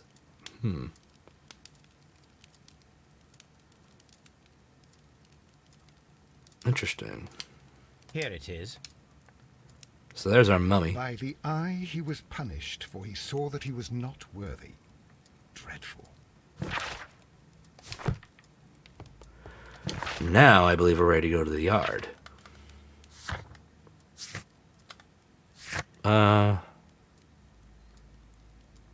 Yep, to the yard.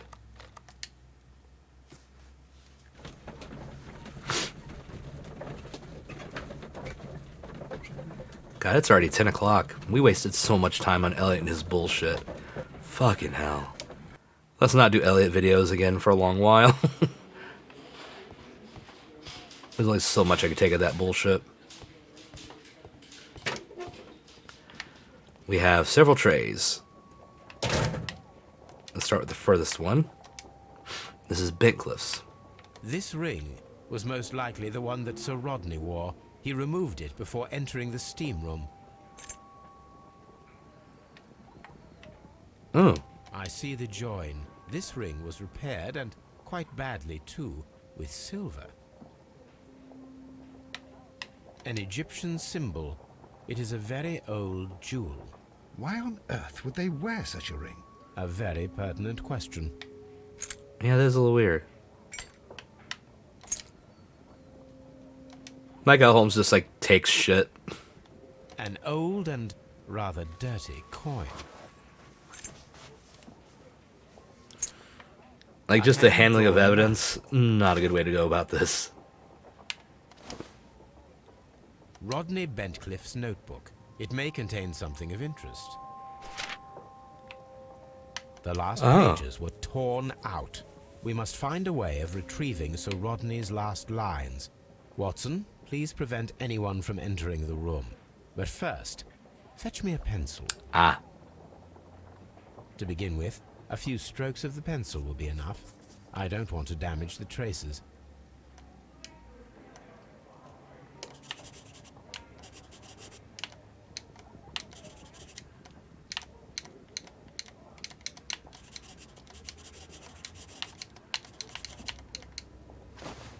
And then to gently smudge the leftover pencil marks with a handkerchief. Oh.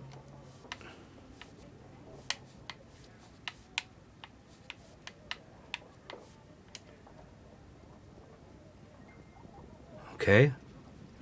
So what's it say? Mr. Holmes, the coroner had... But what are you doing? Tampering with the evidence? I prefer to make them talk. Today, I almost found it. This date will go down in history. Sir Rodney was about to make an outstanding discovery. Wonderful. I could retrieve only the final words. The rest of it is lost. Perhaps the autopsy will assist us in that matter. I'm not sure that I can allow you to inspect the body now. I am sure that you must, Constable. Well...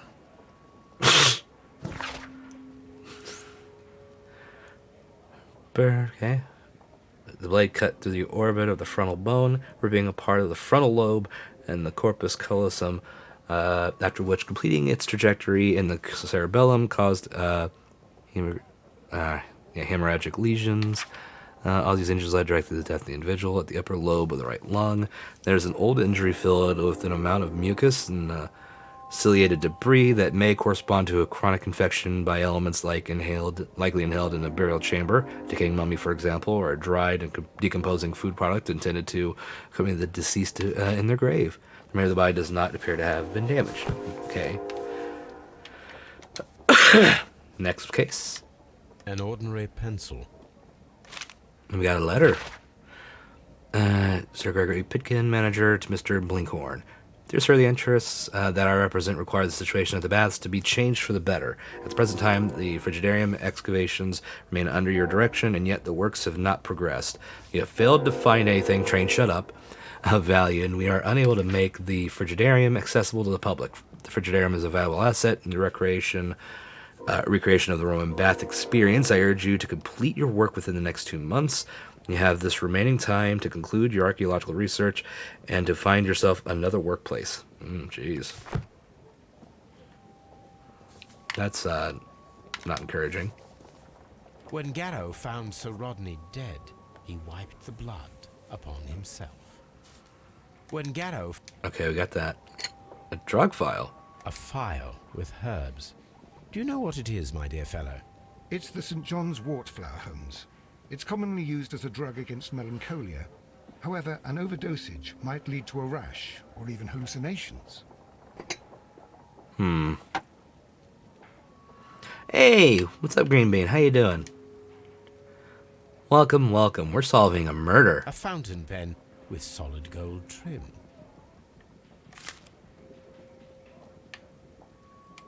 Sir Gregory Pitkin's visiting card. Not bad. Glad to hear. An embroidered silk. Hope everything's going well. Hope the cats are doing well as well. Alright, so let's go check the body now.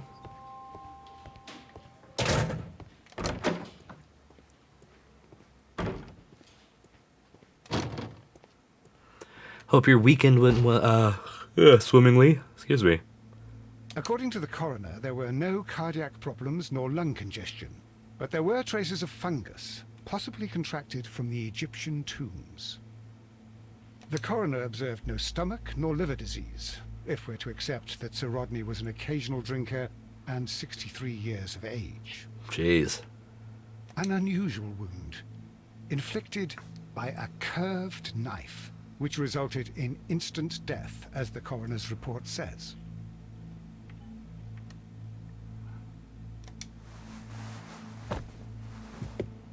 Oh, God. The bruising is in lines. I have a new weekly co-op stream set up. I'm pretty excited. Ooh, what of? Some light bruising caused by a rope. They were caused by a rope around the waist. Sir Rodney was descending somewhere.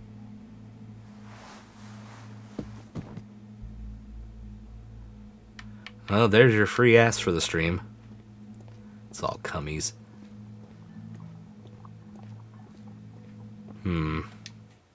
Let's see what clues we've got so far.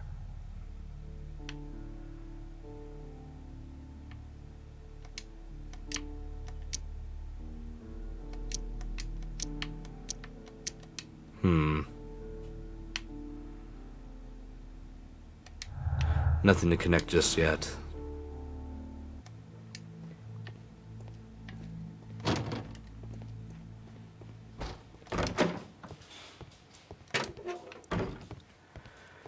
Let's see. Please escort this suspect. Ah, for Terraria, though. I've interrogation. not played that, so I don't know too much about it. Good day to you, Sir Gregory. I don't remember if My I name own is it. Sherlock Holmes. I'm assisting the police with their investigation of the murder that took place this morning. Would you mind answering a few questions? Tell me, Mr. Holmes, will I need to stay here for very much longer? Yes. We're investigating a murder. Arrogant look. Accurate.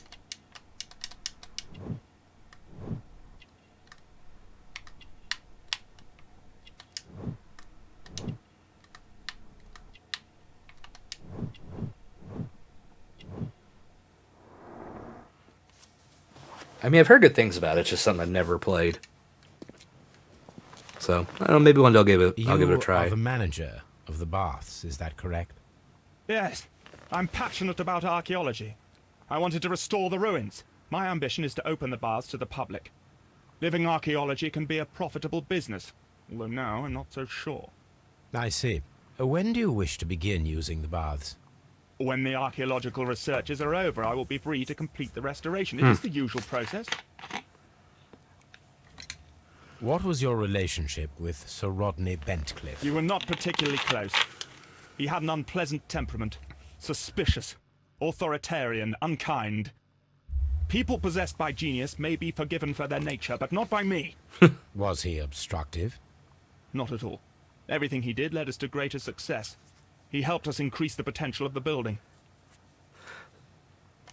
Please tell me what happened. So at least from a this capitalist point of view, he was The helpful test to that you. we performed this morning was a success. The steam was working well. But then, of course, that awful murder. morning. What did you see? The steam was too thick to see anything. But ask Garrow. He saw the body first. Had Sir Rodney exhibited any recent strange behavior? Look, I'm not a suspicious fellow, but I think that he had professional interests elsewhere that he did not wish us to know about. Why should you think that? Where? I have no idea. But after all, it was not my business. Okay, God, you have a lot of dialogue for this one. Before Sir Rodney's arrival. Rather slowly, I would say.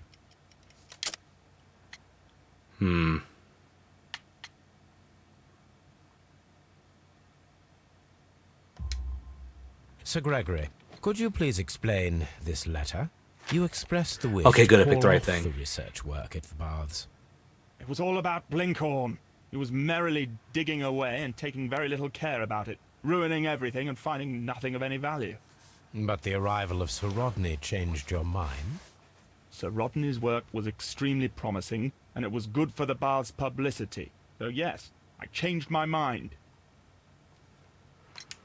Are you aware that Mr. Garrow is under a form of medication? Garrow? No. But I never liked that parasite. Jeez. You believe him to be capable of murder? Well, he did have blood on him. Does that make him a murderer? I'd say no. Some melted silver was found inside the steam room brazier. Do you know where it came from? Silver? No. Did you bring a bottle of champagne to the baths? Absolutely not. Sir Rodney did, I think. Okay, interesting. So let's see.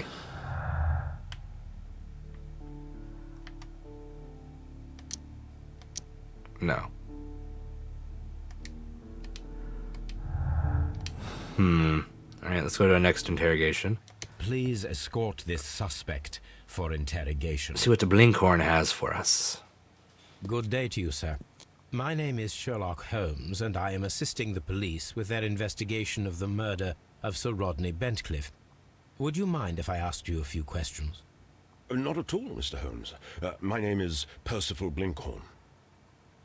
You seem decently friendly.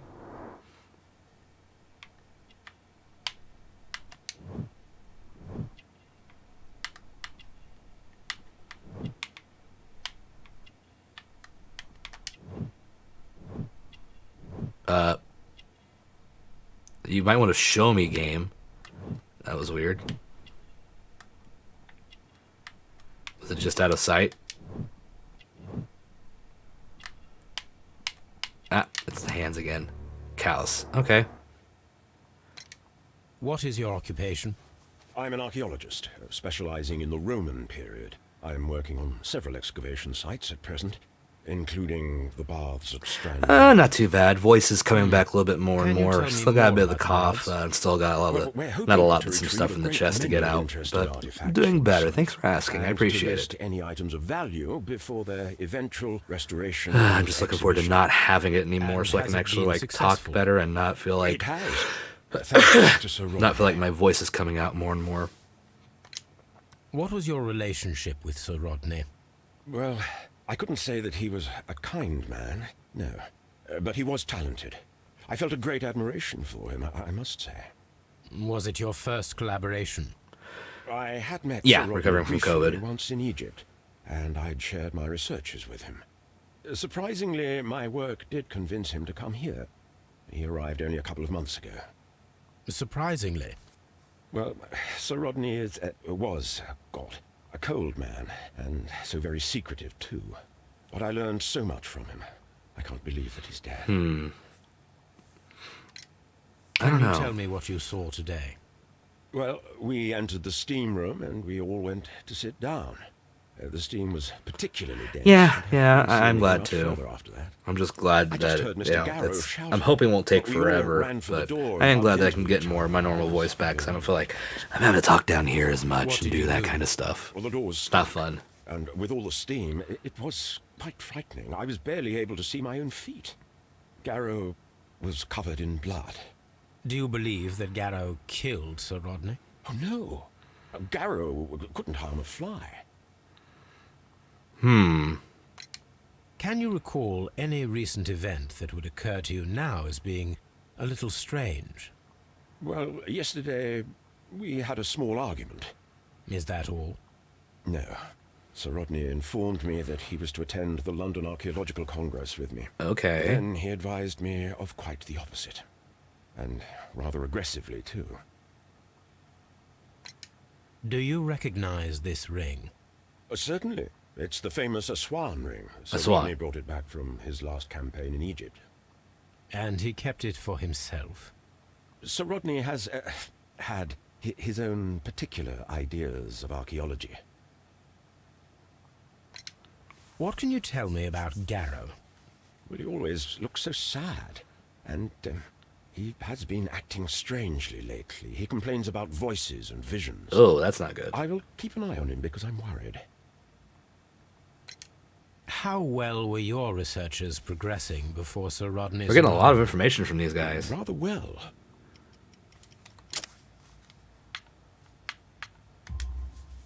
This letter reveals that Sir Gregory was prepared to put a stop to your work. Yes. But since Sir Rodney's arrival, he had calmed down. He allowed us to work. I'm not sure what they agreed on. Really? What will happen now that Sir Rodney is dead? Well, I haven't thought about that. But if it's needed, I will fight to defend Sir Rodney's expectations. We discovered some melted silver in the brazier. Did you put it there? No. Silver, you say? No, I don't know how it got there. And now we see about the Did you place champagne. the bottle of champagne in the changing room? No, I did not.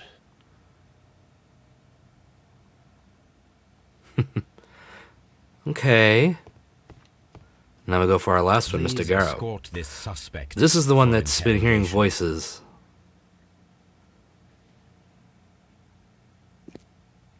Oh. Good day to you. My name is Sherlock Holmes. I'm assisting the police with their investigation of the murder of Sir Rodney Bentcliffe. Would you mind if I asked you a few questions? I am Tristram Garrow. What is your occupation? I am a councillor at the district chamber. And what were you doing at the baths? Well, He just I doesn't follow look the well, does he? researches. I am interested in archaeology. You follow them. Yes, so many things happened and we need to know. Or perhaps it's better hidden. I beg your pardon, Mr. Garrow. I meant nothing by that. I apologise.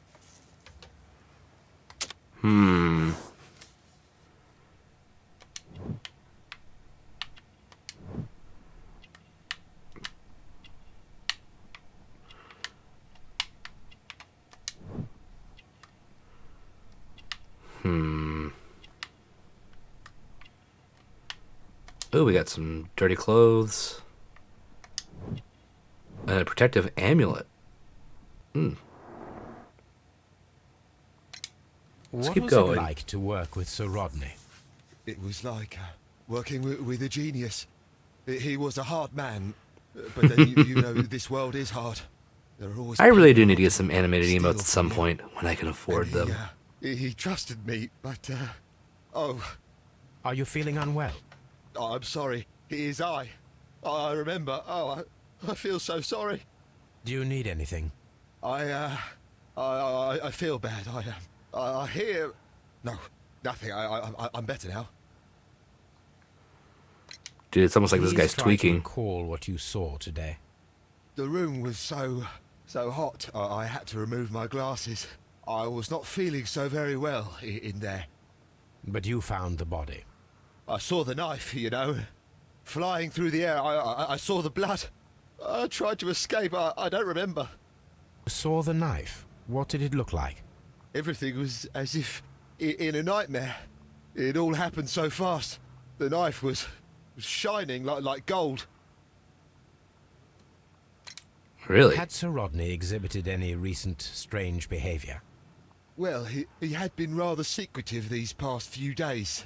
Last Thursday, for example, I saw him leave. When he returned, it was very late. He showed me some wet coins, Roman coins, and he started to laugh. His ring!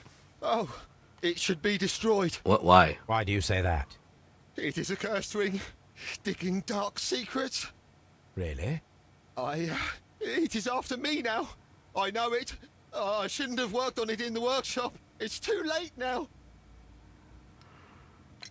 This is the Someone's coin gone that he bye-bye. showed me. It is from the 3rd century. It must be very rare. No, I don't know. Thank you. Thank you. This will help me to calm down. Do be careful with the dosage. I will. I mean it. Says Holmes, known former drug addict. We discovered some melted silver in the brazier. Did you put it there? It didn't help. The power is too strong. Did you place the bottle of champagne in the changing room? What? No. Garrow appears to be rather mentally disturbed. Either that or he is a good actor. Well then. Let's see.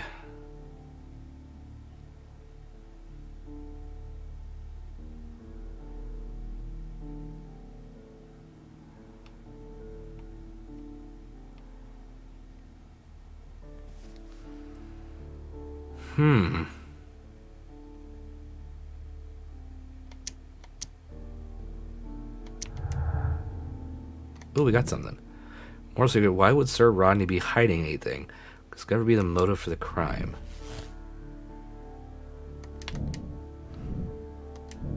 Find out how where Sir Rodney was several days before his murder. Cover his precious secrets. Okay. Oh, I didn't mean to hit that out. I don't have a drug problem. I got it all figured out. Fair enough.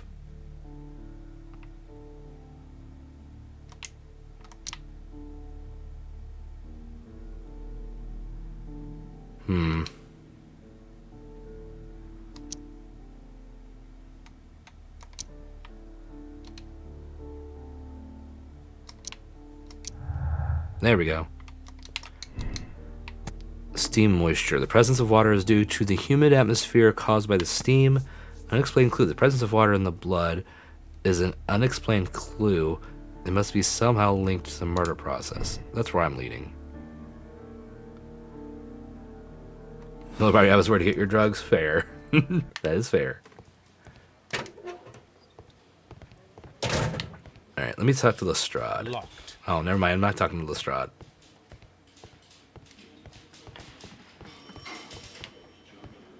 Mr. Holmes? Alright.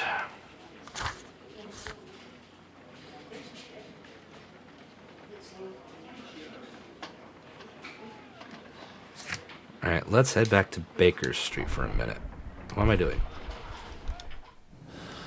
I keep hitting the wrong goddamn button.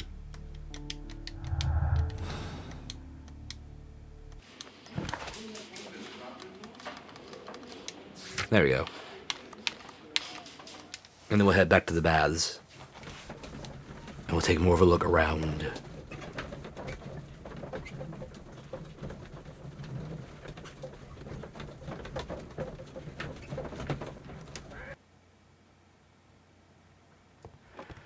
There we go. What should we do next, Holmes? God damn it. On the sofa for the 3rd time today. Well, don't be surprised if Watson sits on you again. Now we have 2 maps. Oh, here we are. We must combine them properly. Alright, let's take a look here.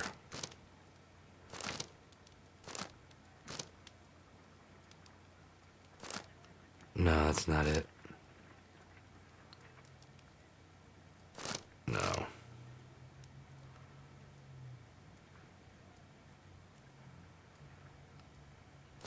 Watson, Ah, here we your are. bag.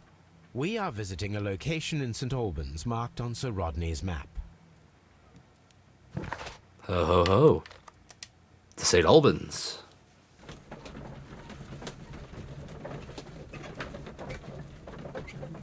You know, I'm surprised there's no music playing during this scene. Like where they do the loading. Ah. This is interesting. This archaeological site has been abandoned. Why did Bentcliffe come here? Interesting.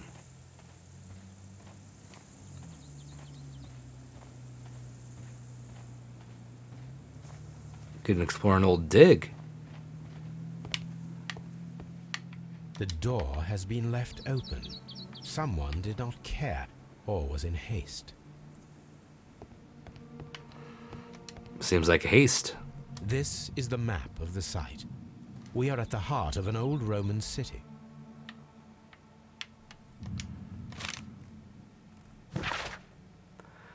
Ah, Mithras. Followers of Mithras were covert, worshipping more conventional deities such as Juno or Neptune in their everyday lives. Mithras temples were usually found below the temples of other gods. Mithras followers often referred to their traditional deities to gain passage to the Mithraeum. The example of the Mithraeum of Dio in France is interesting, as the entrance was located beneath a carved statue of Diana. This entrance was possibly revealed by a clever stone and rope mechanism, which may never have been discovered if the water infiltration had not destroyed the mechanism, opening the way down to the Mithraeum. Mithraic temples can be found in Rome, Ostia, Numidia, Dalmatia, Britain, and along the Rhine-Danube frontier, while being somewhat less common in Greece, Egypt, and Syria. Interesting. I know I've heard a little bit about that older religion. I'm not too familiar though.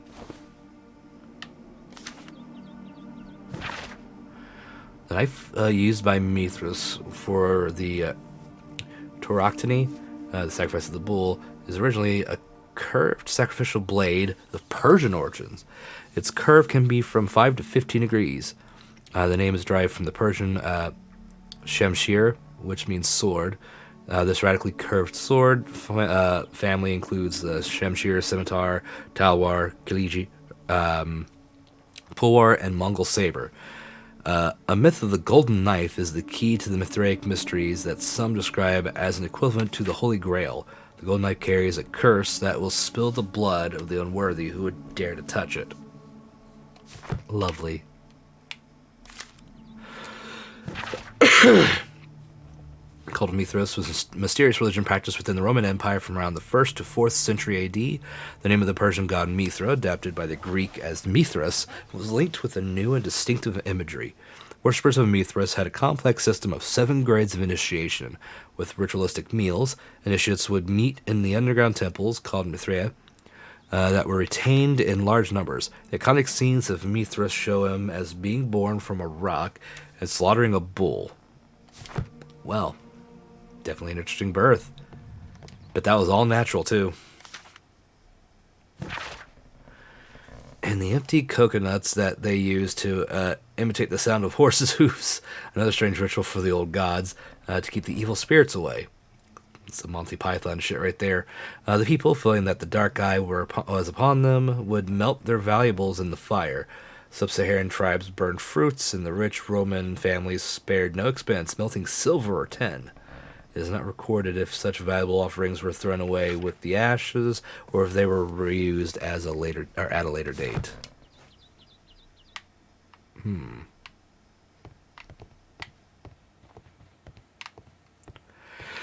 Very interesting. Ugh.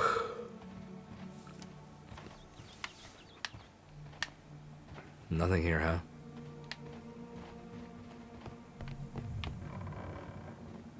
Oh ho.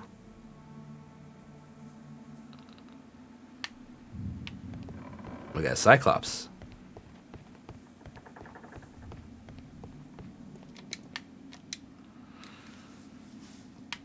The Cyclops, a one-eyed creature helping Vulcan at the forge.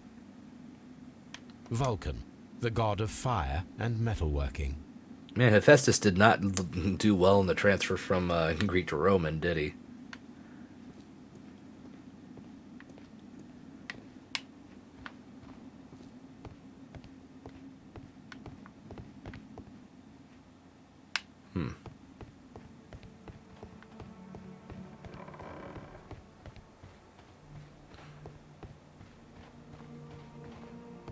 I don't need the ropes for now.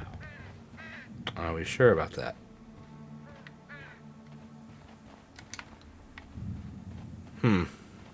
Okay. Let's go look at the statues in that over here.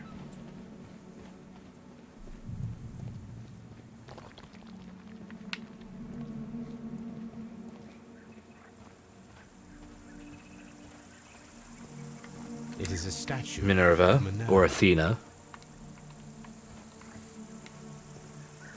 Neptune, the god of the sea. I like how there's just enough of of fucking foliage to cover it. It is a broken statue of a bull. Eesh. Okay, let's check the little house here.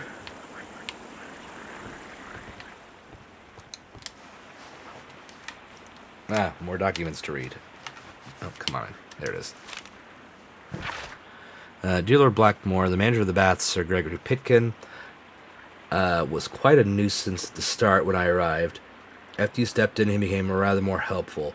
Occasionally, people of his rank are not well suited to a work of such great magnitude. They lack the necessary vision. In a few weeks' time, I hope to bring good news of the Strand Lane baths. I'm on the verge of discovering a major archaeological artifact, one that might be used politically by your party to demonstrate the strength of our ancestors and fill the need to protect our empire from any present and future threats. Oh boy. Ugh. That's some colonial shit right there. Some supremacist shit too.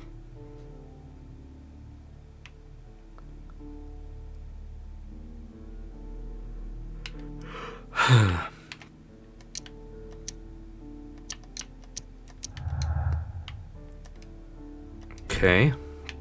Blinkhorn's humiliation. Blinkhorn's work was saved by the arrival of Sir Rodney, but at a high cost of his morale. Work was saved by the arrival. He was thankful for the possibility of their working together.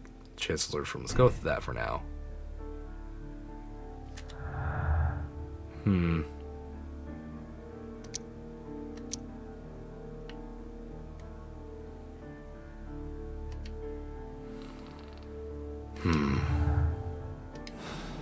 Let's keep going. Ah, another one. Calvin, Hobbs and you consider yourselves as being so smart and funny. I had a good laugh when you froze Miss Durkin's notes about the Ark of Hadrian in the ice. However, our thesis exams are just ahead, and as you are the so-called brain of your improbable duo, I have to warn you that my gastrophetus model, the ancient Greek crossbow, and not the medical device to relieve constipated people, as you might have thought. God damn it. Is not to be touched, or else I'll have to inform Mr. Wormwood about everything you've done these past 2 years. P.S. I hate Hobbs's tuna sandwich. S. Spittle. Oh God, why would somebody have that last name? That's awful. Change it. The gastrophetes were used with ropes and hooks for sieges. Oh. This is a reproduction of an ancient Greek crossbow. Interesting.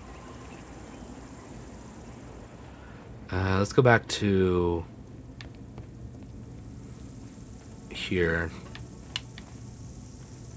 This railway is used to remove rubble from the site. Okay. And let's check this, like, archway real quick. Thought I saw a note on it earlier. Oh. I did not. I saw a sign, not a note.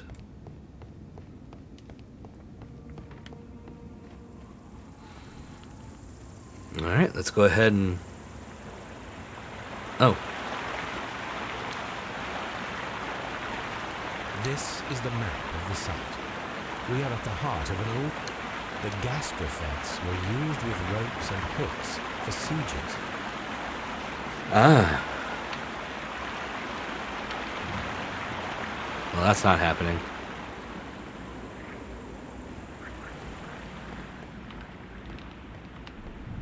This is a reproduction. Okay, so I can't do anything with that right now. But I will later.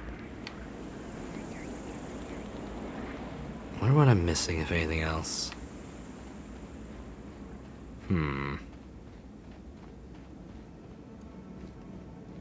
Oh. Construction hooks. Construction hooks.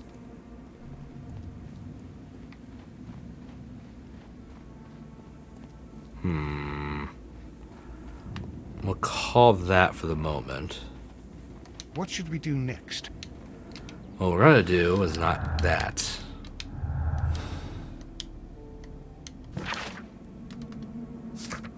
Alright, let's head back to the baths. Let's take a look around.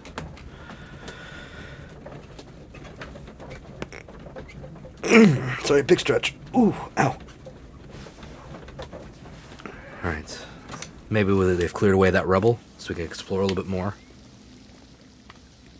Mr. Holmes? These baths are becoming sinister.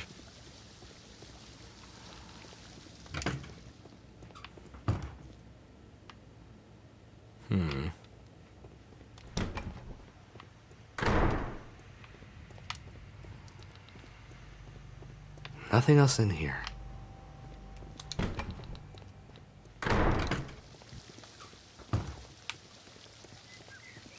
Alright, let's try this way.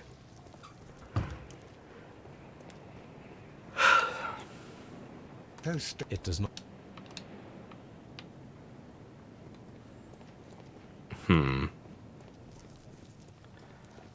What about in here?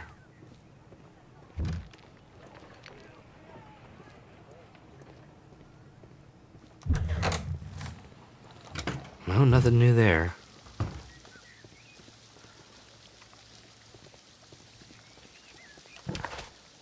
Alright, let's go back to investigating them, see if there's anything at the Scotland Yard.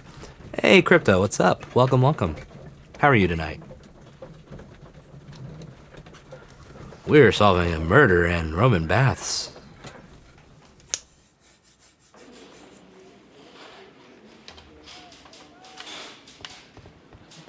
Mr. Holmes? Mr. Holmes? You all sound alike. Locked. Please escort this suspect for interrogation.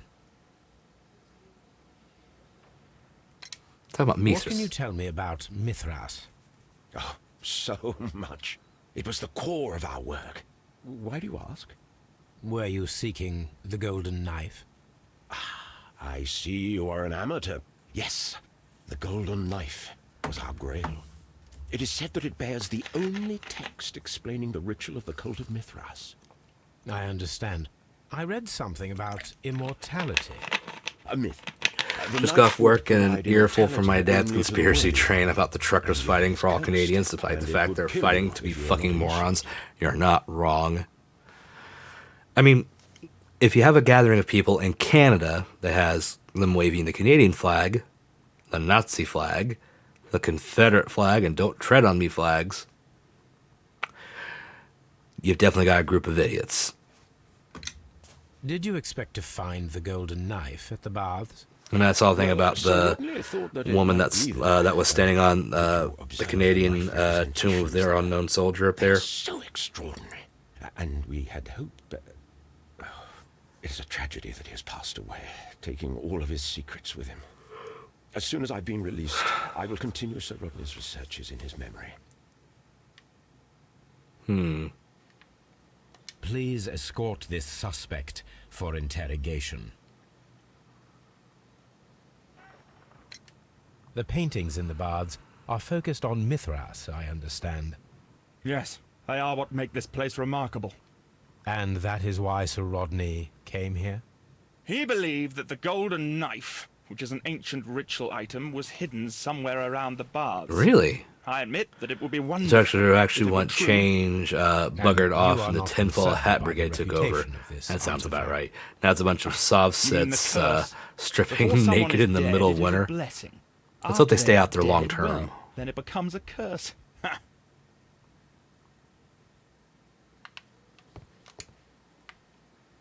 Please escort this suspect for interrogation.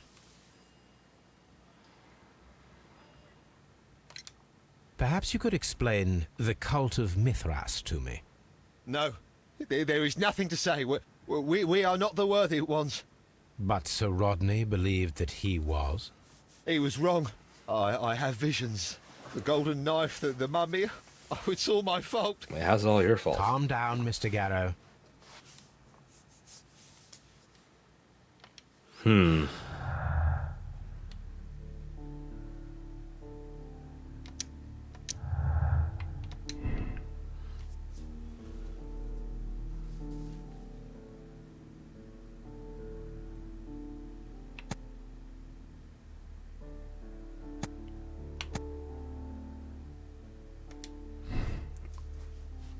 Let's go with that for the moment.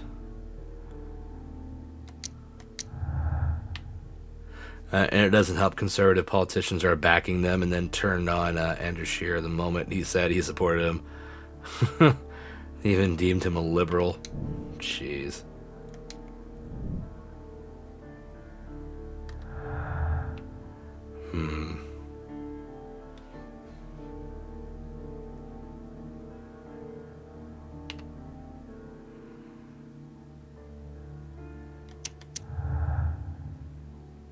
Okay, we got another one.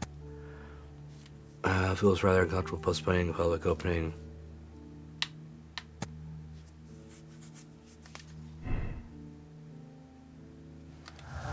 Okay.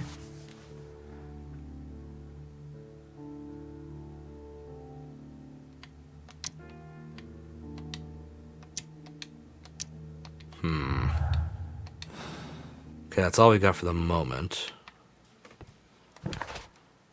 Let's head back to Baker Street for the moment. We'll see what those things were I found. For them, liberal is just something they don't like. Yep, that's the same here. Well, that's my rant. Well, trust me, we were ranting earlier. We were watching some Elliot Hulse talking about childbirth and everything, and boy, was it bad. Haha. There are 12 pieces here. Let's try to gather them. I will count this piece as a starting point.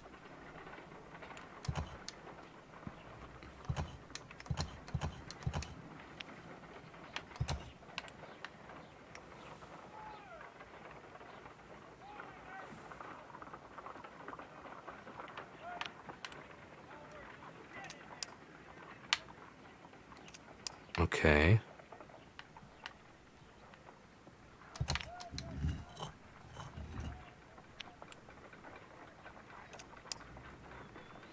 Okay, with that bottom.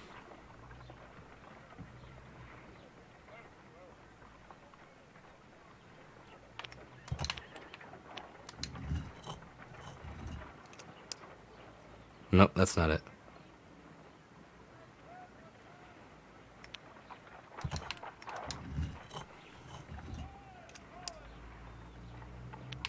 I will count.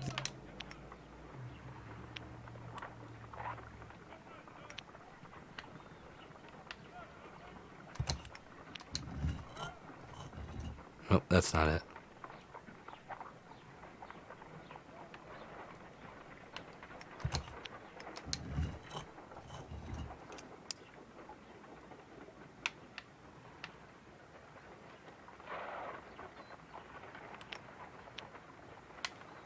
This is going to take a minute.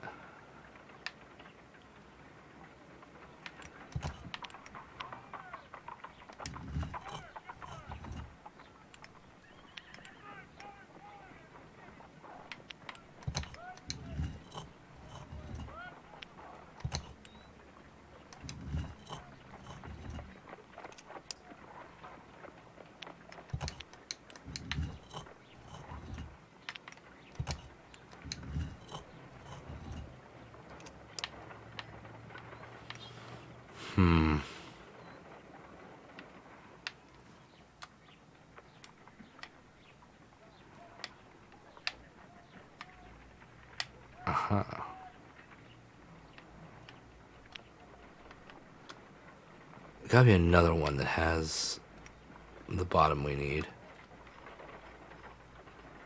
Or not.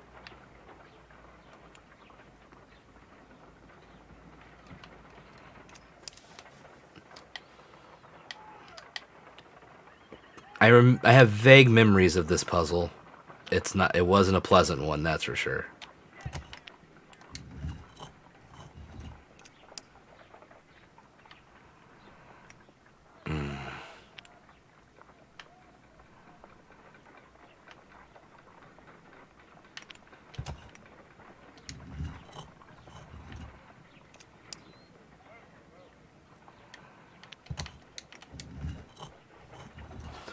On a more positive note, I found a movie that is outright horrible, simply titled My Pet Dinosaur, and it's wonderfully dreadful. Oh, is it? Lovely.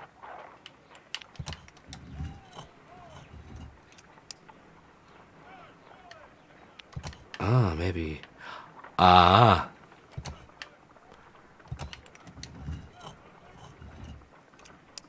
Aha. Okay, I can rotate them individually, too. Alright.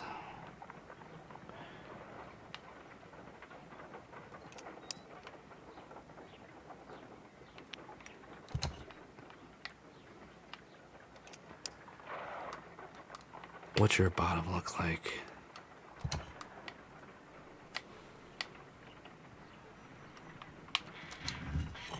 Nope, not what I meant to do.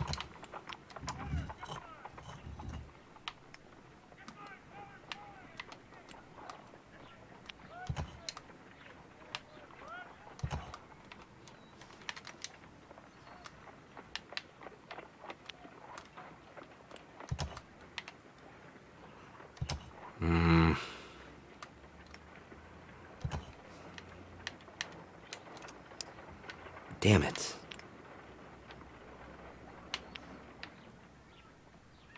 I think you and you trade for the moment.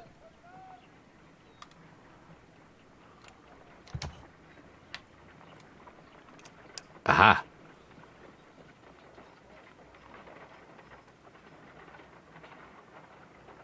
Let's see.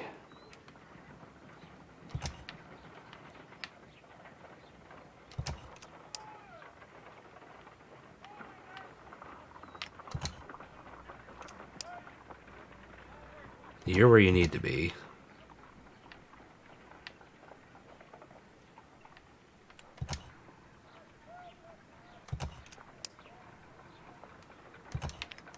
Let's switch you up. You're a corner piece.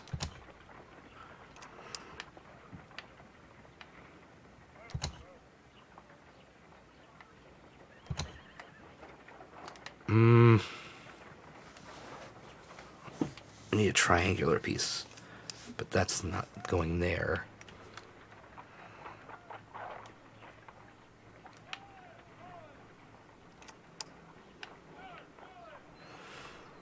Oh, even by children's film standards, it's pretty bad. Ugh.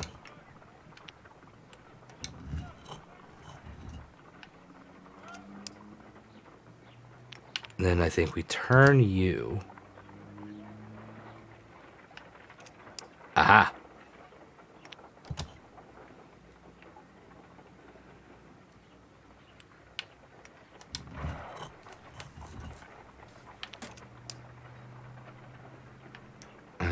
You.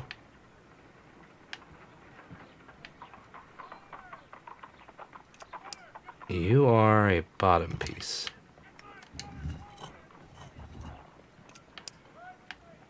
Likely you go over here.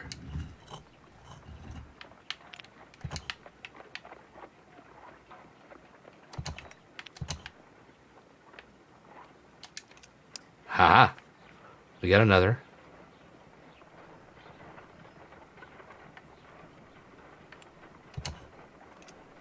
No, that's not correct then. Let's try this one then. that's not it.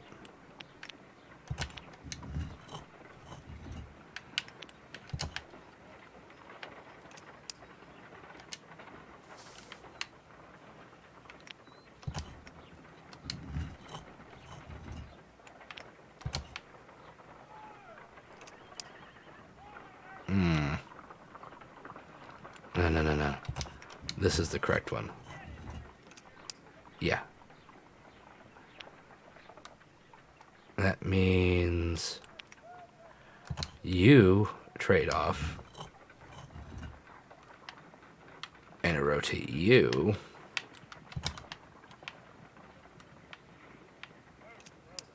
Aha. And that means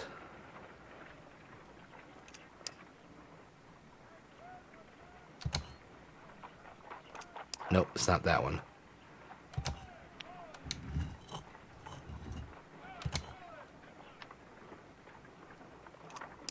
Oh, turn it too far.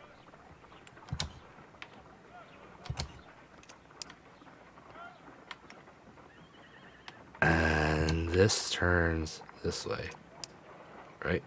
No. And then that turns this way, which does that.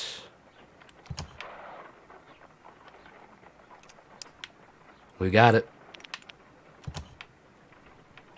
It is a mold, and it is ready for casting. The mold is prepared for casting. We just need to fill it with certain material. Sir Rodney has made a reconstruction of the mythical golden... They're your arch enemy. He Well, seemed they can be pretty unafraid of rough. maledictions, and yet... half a glass of water should be enough to create a plaster solution.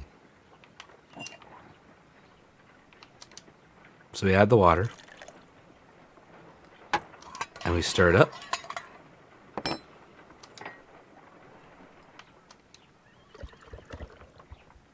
Now let us see what we have here. Aha. This knife is very similar to that described by the coroner as the weapon that killed Sir Rodney. You should not leap to any hasty conclusions, Watson. So we got a knife.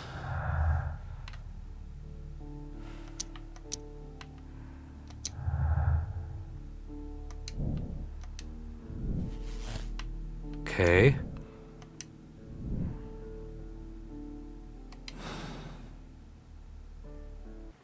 Now we use a silver knife. Let us try to create an object from silver by using the mold. It will take a minute to melt the silver with my gas burner. Done. Now I can proceed further. And in we go. The mold is hot. I should wait for it to cool down. Done. Now I can proceed further. Now we just open it. A homemade silver knife. Mmm. Excellent. We have created a knife with the silver that we found. It could have been used to kill Sir Rodney. It was extremely clever to create a weapon that could dissolve at the scene of the crime.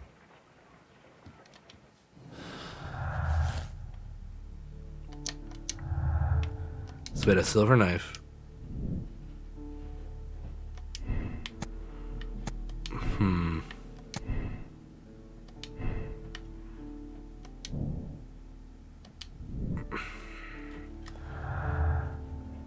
We still don't have everything.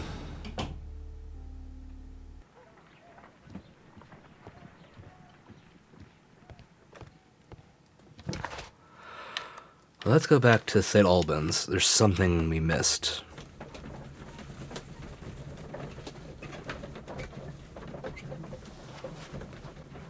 Ooh, ow. Here we are.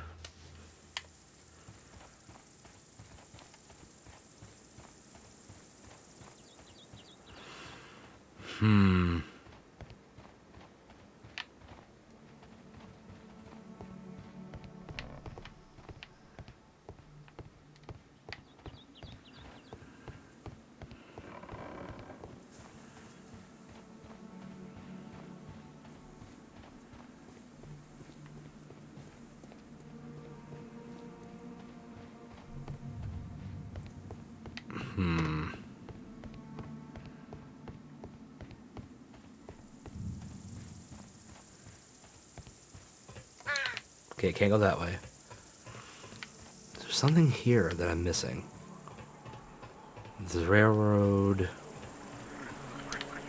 That leads that way. This is a reproduction of an ancient Greek crossbow.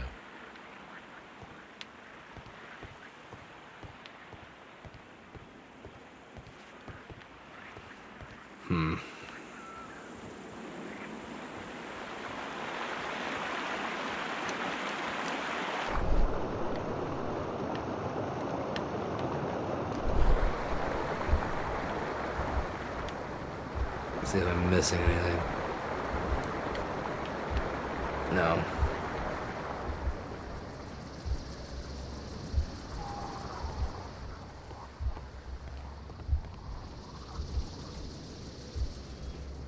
Alright, I'm gonna take a quick second to stretch. Got a little back pain kicking in, so just give me one quick second. Ooh.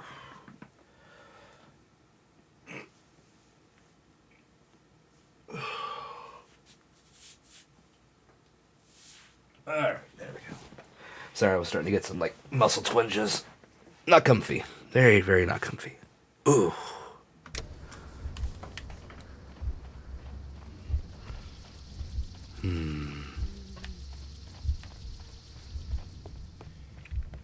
Maybe it was something down...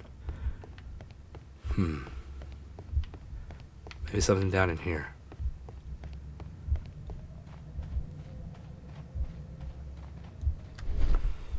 Oh. Ah. This wall was covered with mud recently. What could be hidden here?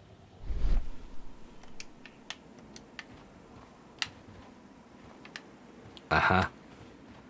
So there's something I can do here. I could use a bucket. And some water from a well.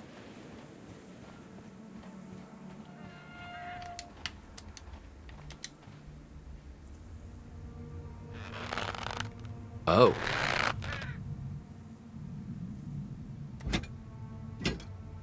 Excavating tools, a bucket, shovel, and brush. I don't need the ropes for now. Alright, this should allow me to scrape off that layer.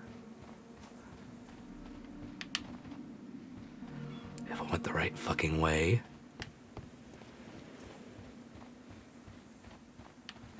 Damn it, I got myself turned around.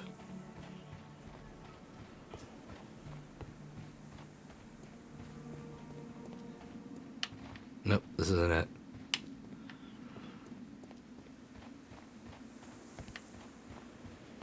Through here. Around this way.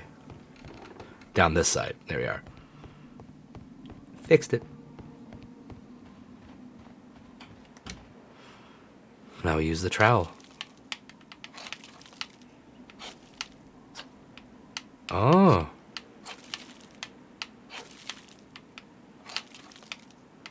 Oh, they just want me to clear everything, don't they?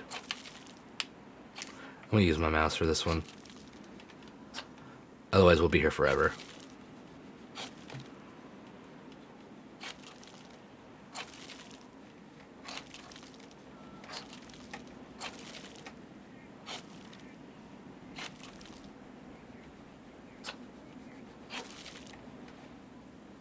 I can see now. Frigidarium. It is located at the Roman Baths in London. Someone took the time to hide the fresco, but what for? I need to visit this place. And that's our next clue, I guess.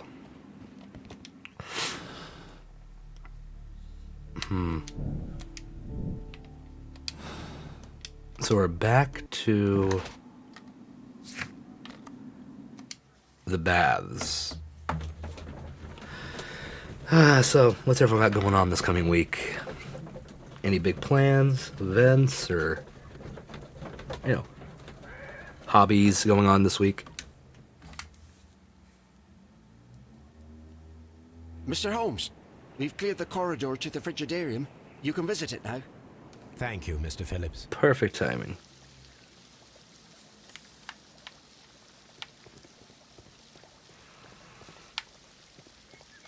The Frigidarium's this way.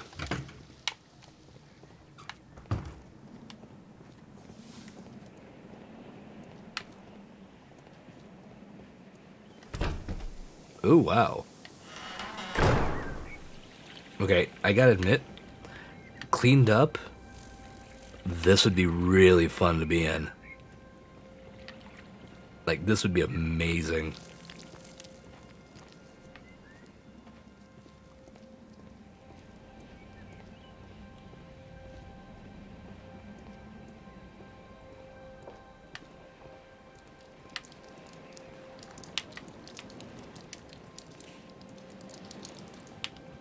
Perhaps I could find some clues by activating the flagstones.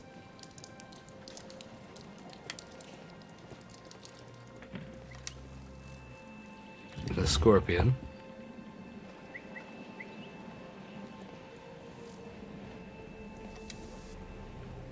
Wreath.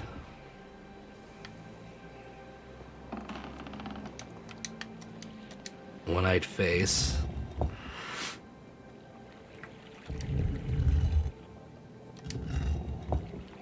Oh, wait, what are you? A hidden symbol.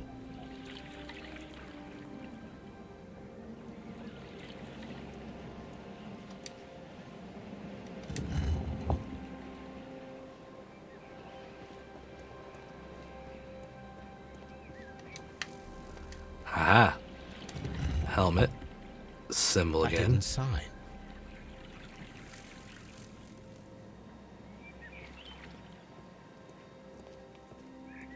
And a spider.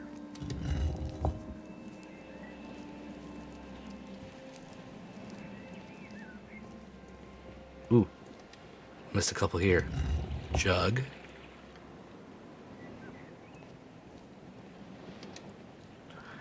Trident. Ah, there's our symbol. A symbol. Now I have all the clues to help me find where these symbols are leading. Oh, okay. All I need is imagination.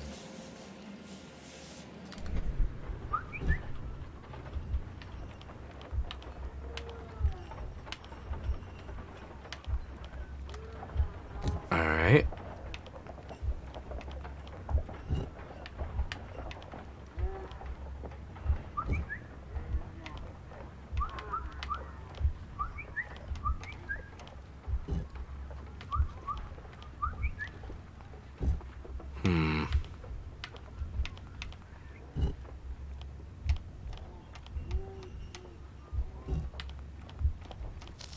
There we go. The signs are pointing to this bust.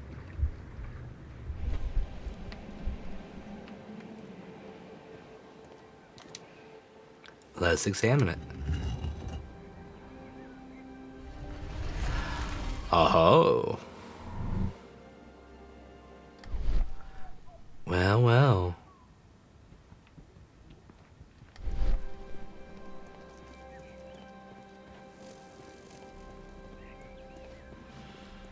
I believe we have a hole to go down into. What is this place? I am unsure, Watson, but everything points to the fact that it was the last place visited by Sir Rodney Bentcliffe. We are approaching the end of this mystery. Ooh. I don't want to go to the Frigidarium.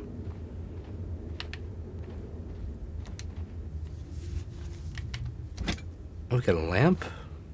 A broken glass plate. What is it doing here? I should examine it at Baker Street. How very peculiar. An ice An bucket. ice maker. Why would Sir Rodney have brought such a device here?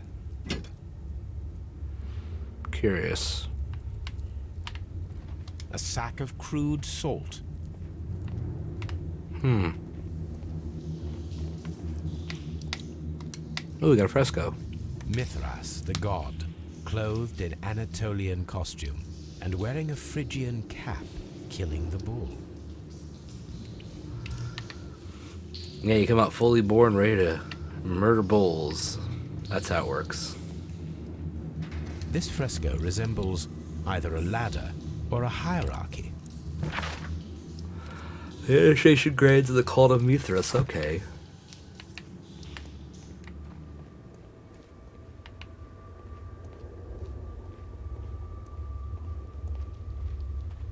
Ooh. The pillar collapsed a long time ago. You okay up there, buddy? Just hanging around? Neat, neat, neat.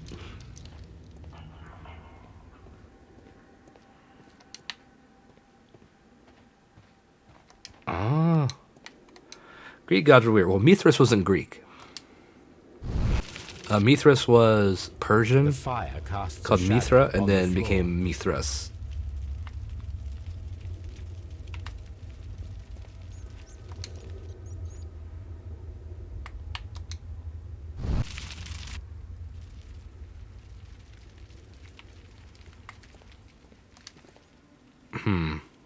It resembles a bull. It is very similar to the face of Mithras. And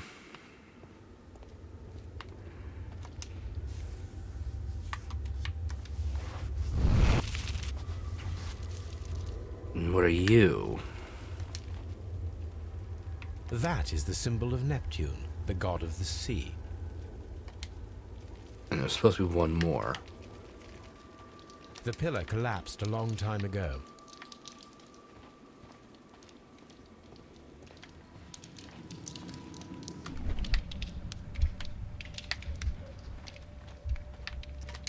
And that's where the plate would go.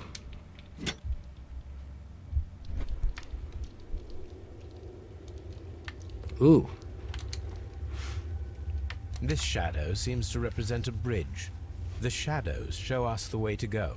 We will find Mithras after Neptune, the bull, and the bridge. Okay.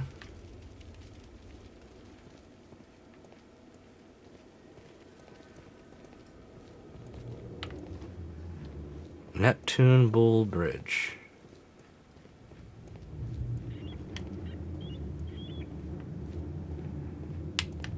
We cannot go any further. Mummified bodies. We're in some type of catacomb. A shovel, not from the Roman era. You think? Mummified bodies. We're in some type of catacomb. Mummified bodies. We're in some type of catacomb. They were just waiting forever. How dreadful. Judging by the broken orbit, this poor fellow met a death similar to Sir Rodney's. Ooh. Sacrificial. This shoe is not from the Roman era. It is medieval at best. This man was a tomb raider who met with an unfortunate end. By the eye he was punished, for he saw that he was not worthy. Dreadful.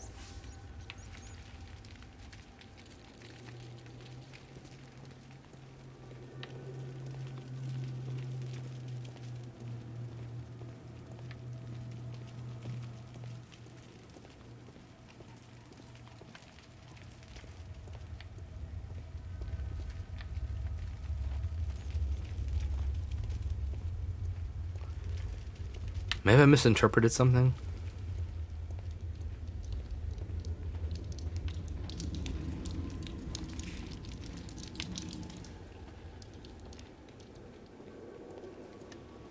Oh, I didn't want to do that. Alright, let's head back up top.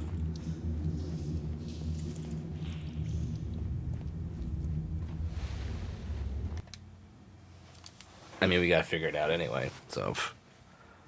Let's see.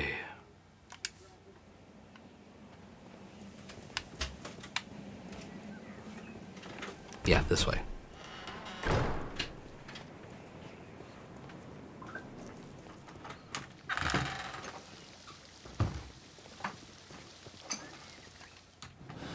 Do we have any...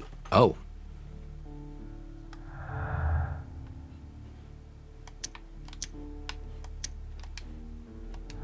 That one disappeared.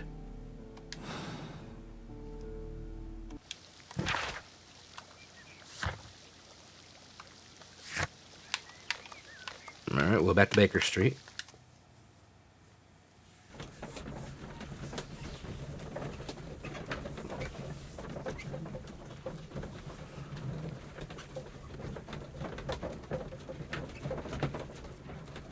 Man, carriage rides had to be so boring if no one wanted to talk.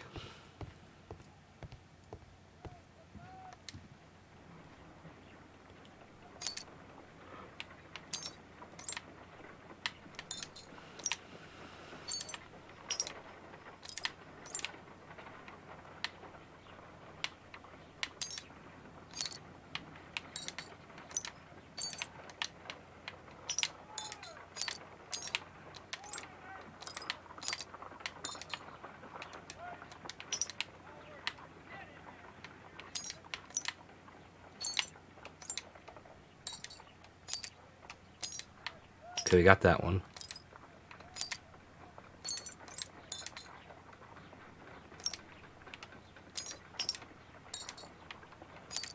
And then that goes to that, which goes to that,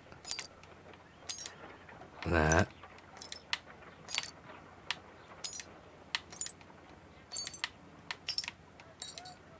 Ta-da! Done. Watson, could you please use this negative and your photographic equipment to process the photograph?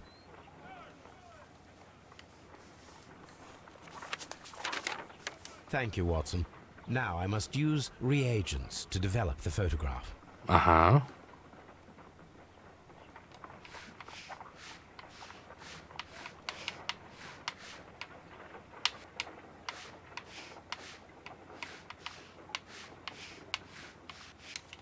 Okay, I'm just doing it this way.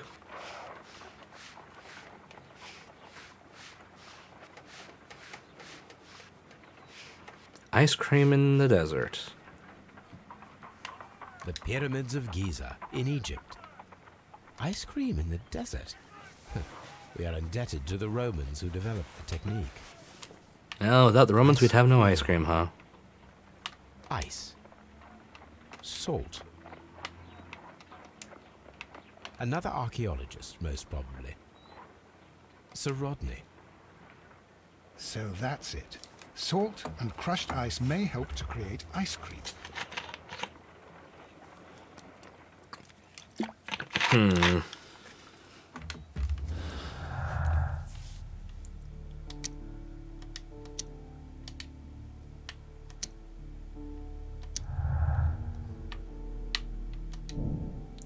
Ice trial.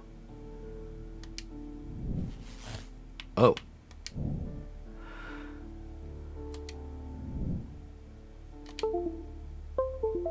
What the hell? Oh. Well, shit.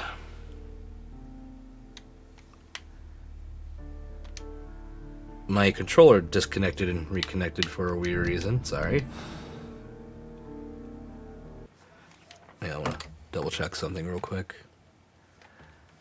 Okay, everything still looks fine.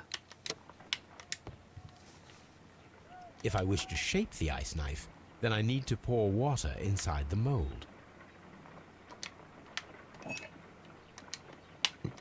So we got water. Ice, salt, and then the mixing. It should be elementary. We need to reach minus 20 degrees Celsius to fully freeze the water inside the mold.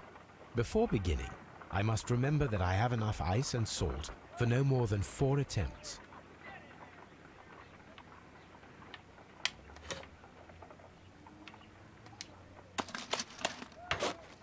Holmes, look. The temperature is reduced.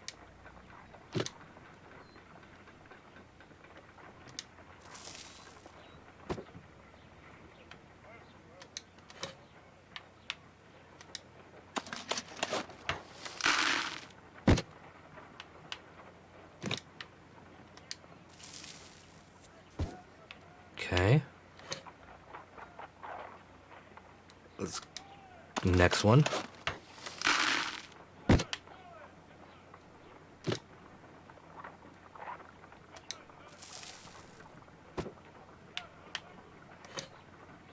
Ooh.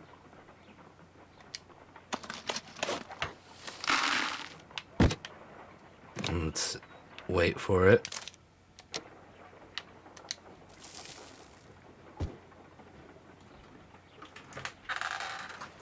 Excellent. Now we must check to ensure that it is adequately frozen. Let's take our mold, and do we have an ice knife? An ice weapon for a cold-blooded murder. An ice knife. A surprising and yet a very brilliant idea. It's the perfect weapon. It enables one to kill a man and then it melts. The only trace it leaves is a small puddle on the ground.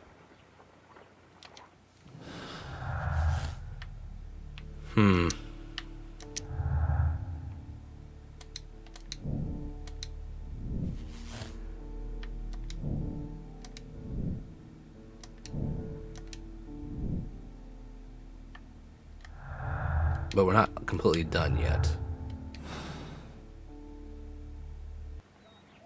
The origin of the spicycle.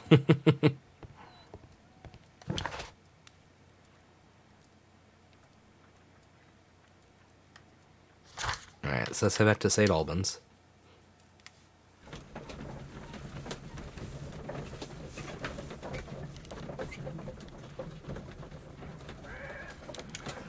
Okay, it was Poseidon, Bull, Bridge. And then we reach Mithras. 1 second.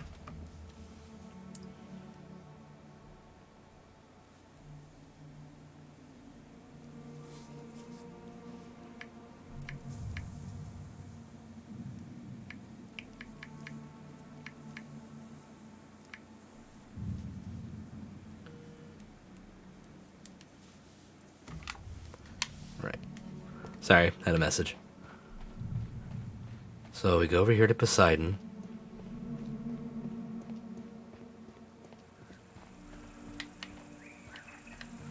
Neptune, the god of the sea.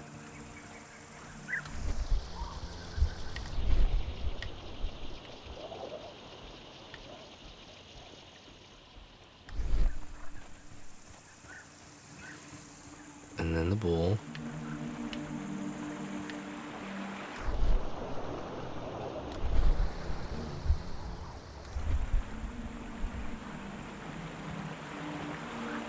And then bridge. But there's no bridge. We should use these metal rings to help us reach the bridge pillar. There might be something behind these leaves. I'll have to find a way of getting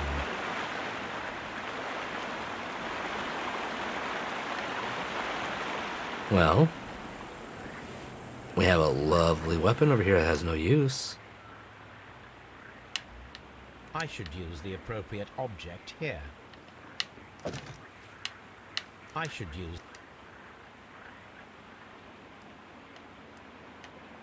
I should use...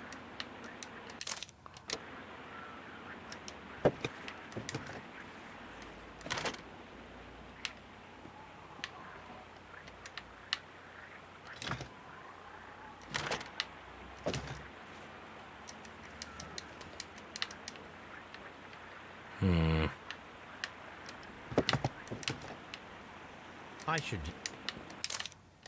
Damn it, wrong thing.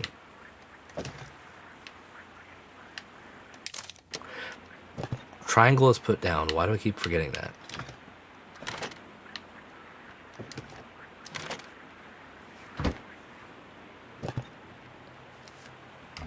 Okay. So we got the bow.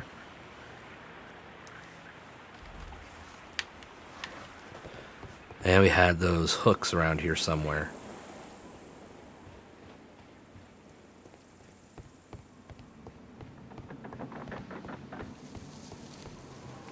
Where are they?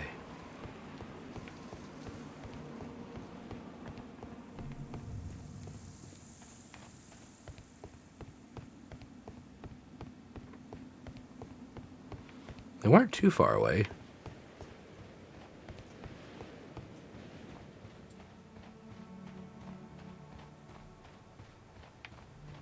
Ah.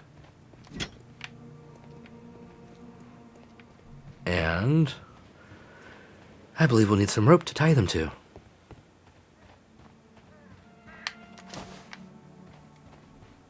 Now I think we're good.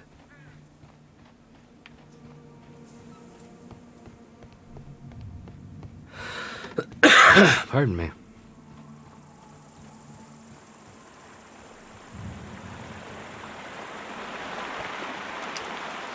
Those wings on the bridge are perfect targets.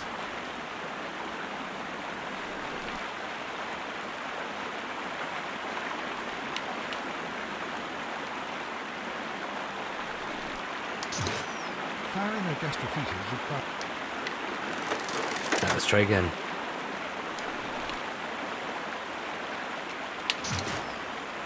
Damn it, I went a little low.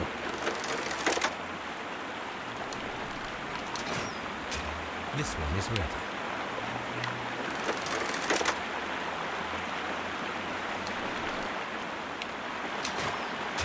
This one is ready. Okay, got that. And number 3. The bridge is ready. Nice. I must cross it.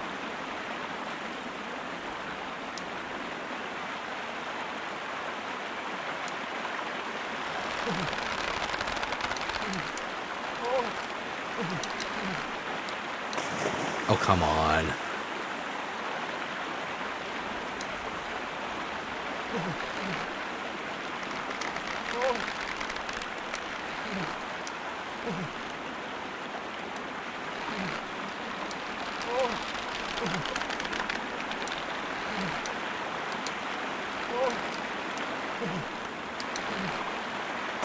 Oh, come on, what?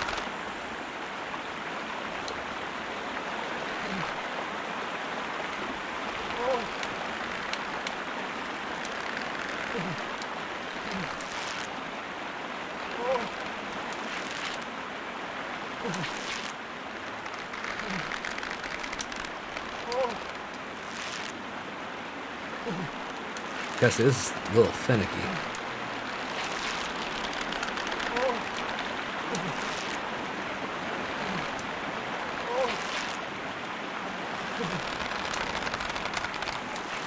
Watson, come here. I have found something.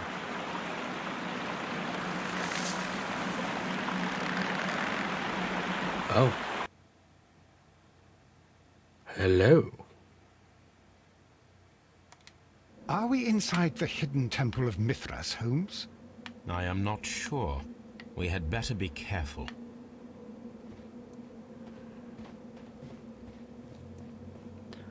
So we gotta watch out for traps, otherwise someone loses their head.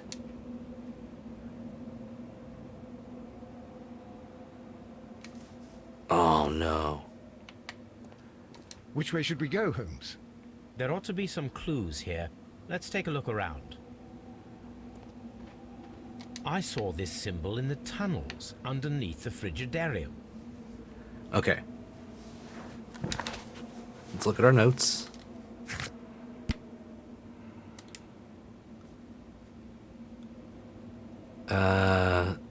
There's like a bucket, a bird, and the like a weird symbol. I saw this symbol in the tunnels underneath the Frigidarium. Let's try this way.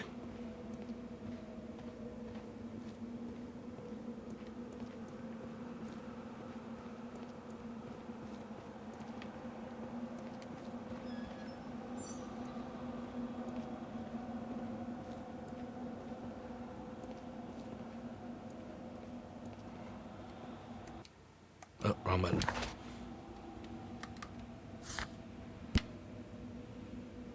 It's that weird symbol.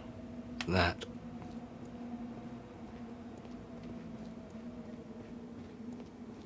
Okay. Oh, hey, hi.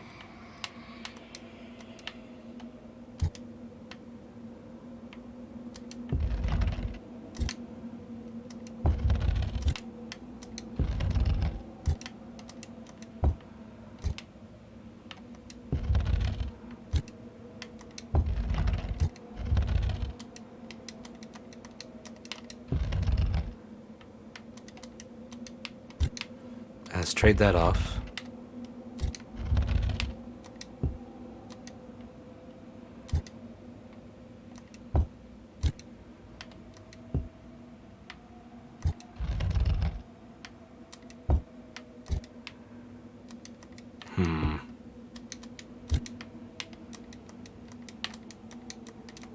Put the fucking rock in.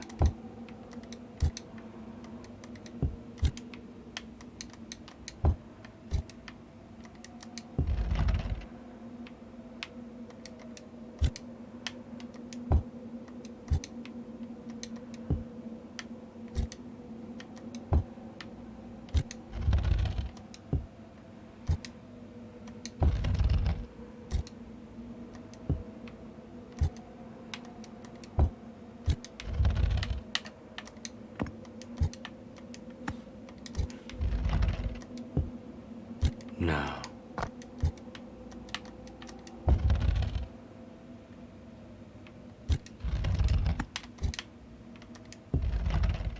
Nope, too heavy still.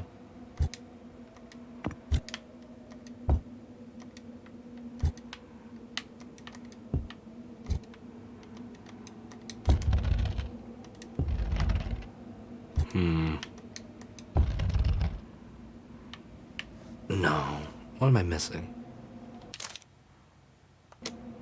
Let me think.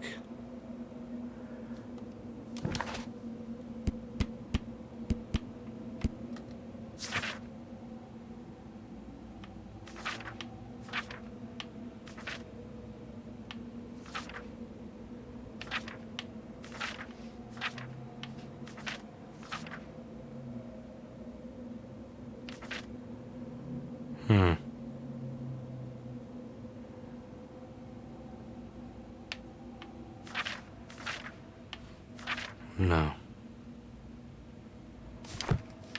Damn it. What is the secret to this one?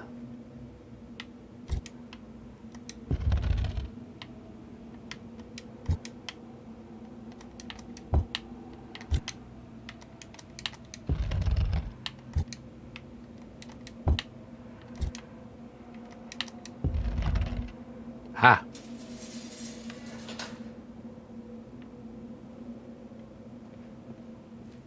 Okay. The next we'll go take this one.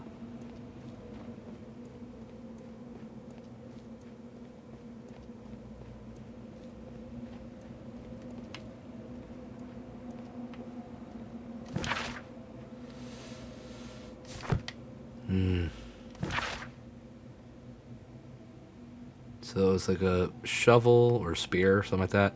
Some kind of weird looking like animal, and then some with 4 legs. This way.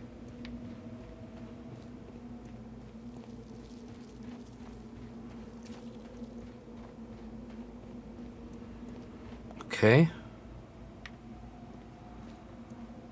Next up is this way.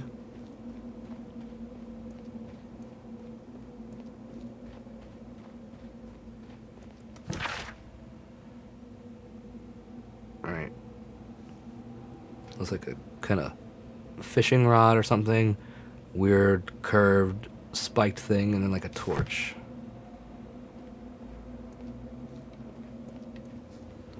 This way.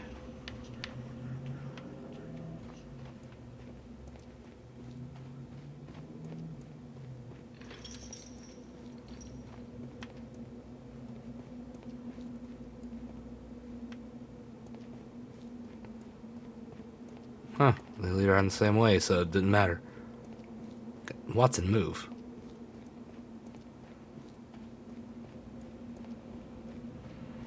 Final one. Hooked sword, weird hat, target.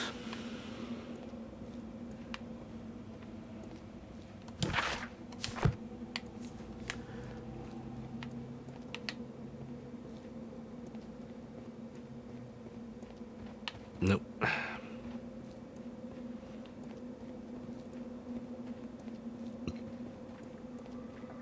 This should be it. Look at me go.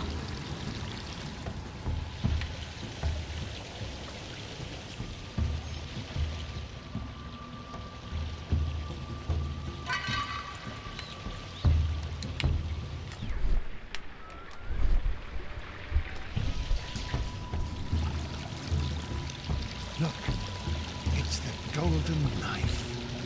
But how to get it? Okay.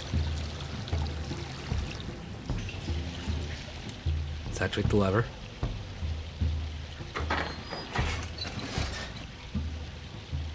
Watson, I need your help.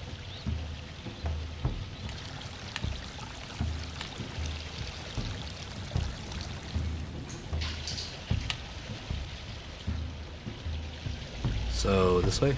This way. Activate this lever. It's a team effort.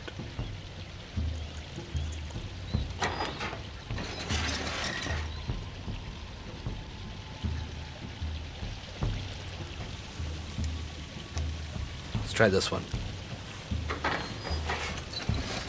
Nope, that's not it.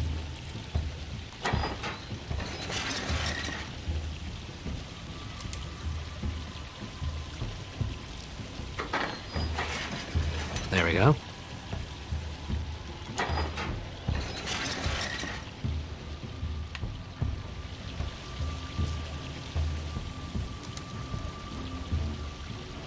First one. Nope, not the first one. Second one.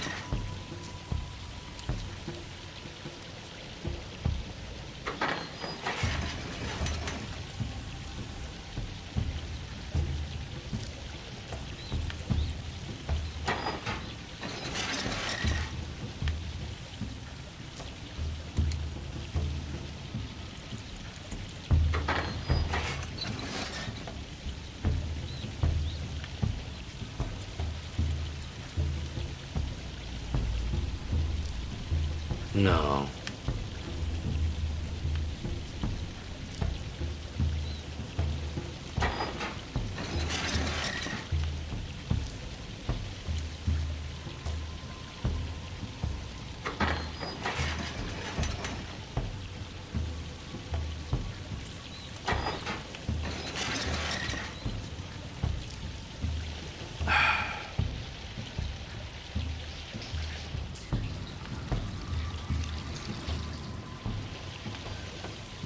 No, something's not right.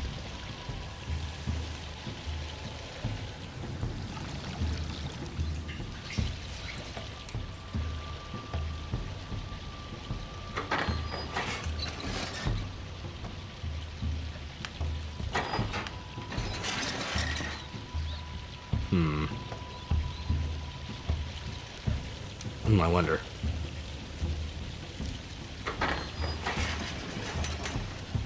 Damn it, got the wrong one. So it was this one. That'll let Watson out.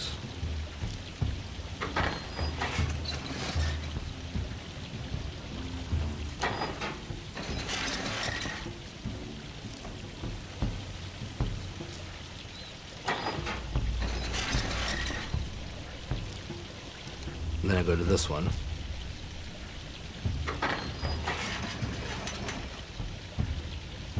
Lead Watson out again. Up to here.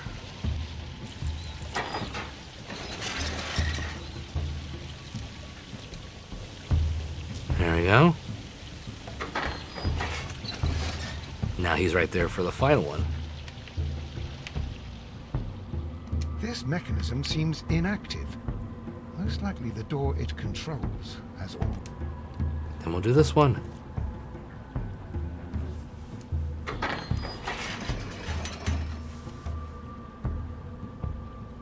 Switch. Let that go.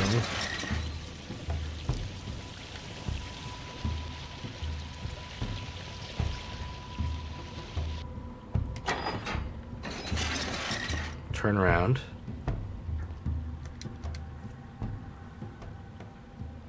I've been watching a killer lab monkey film called Shamka. They really blue-balled poor Typhoon. Name of the baboon used in the film. Ooh, that bad, huh?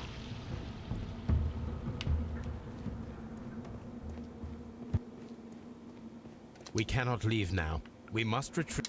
Okay, sorry.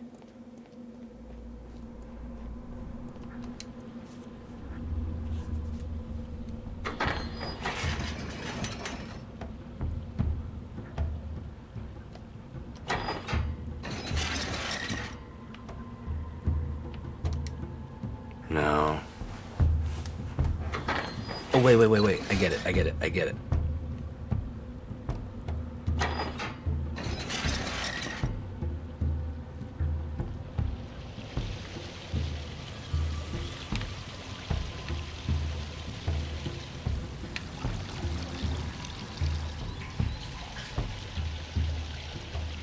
No, I don't get it.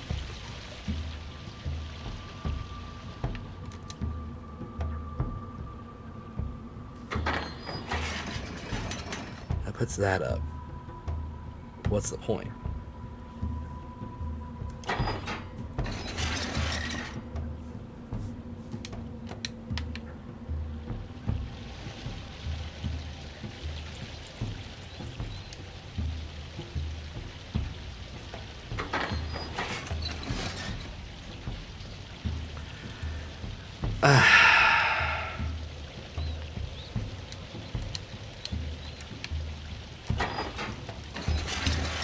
What is the secret?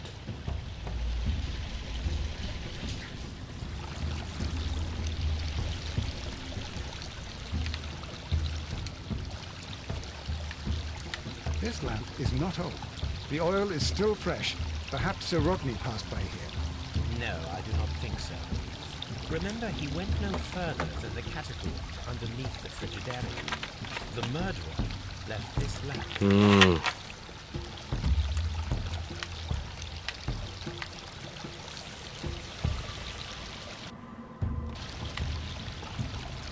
Wait. It came up this way. What am I missing?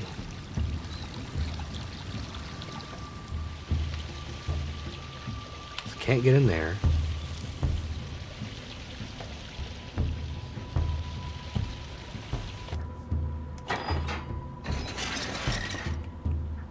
Okay, so maybe...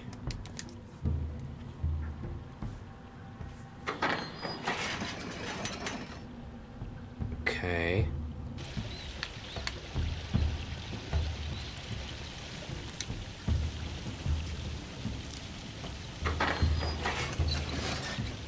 No.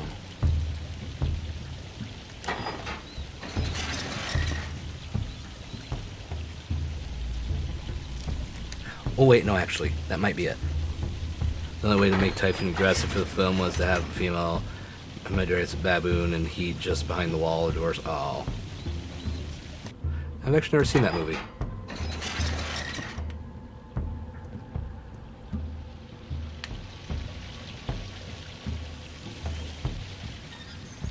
And now Watson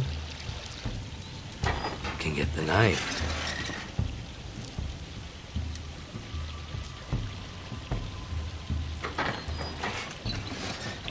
If I open the right door.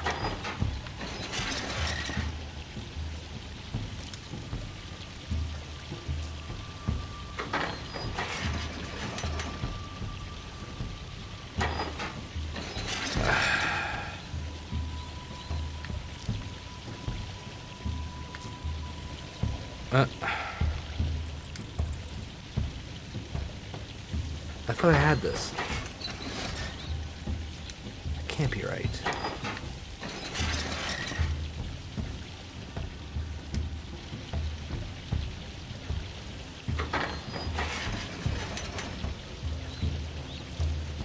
That let him out.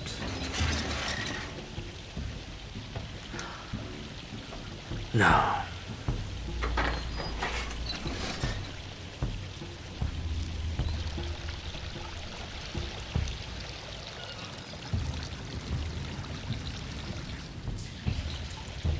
This mechanism seems inactive. Most likely the door it controls has already been opened.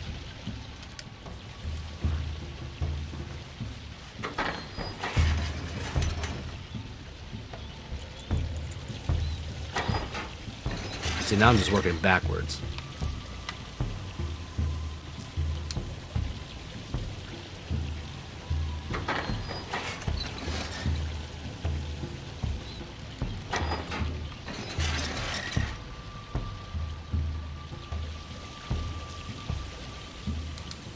Because this one opens that. which I can't do anything about. What's this one open again? That.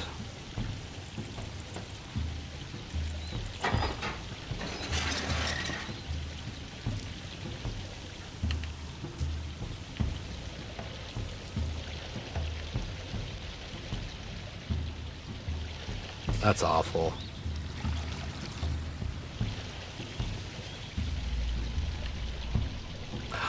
Oh.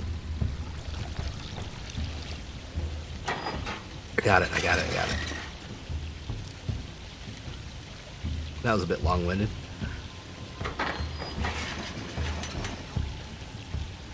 That poor little guy just had to suffer a lot for that, didn't he? Jesus Christ. Golden knife of Mithras.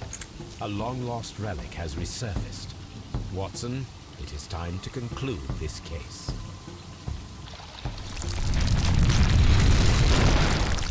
Excellent. Now, we should find another way of getting out of here. Fuck.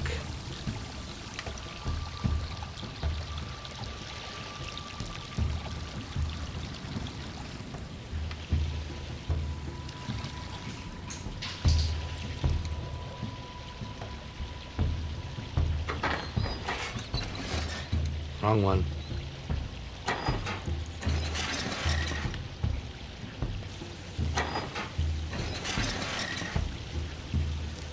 Oh yeah, like doing that kind of shit to a baboon. That's just dumb. Let's not do that.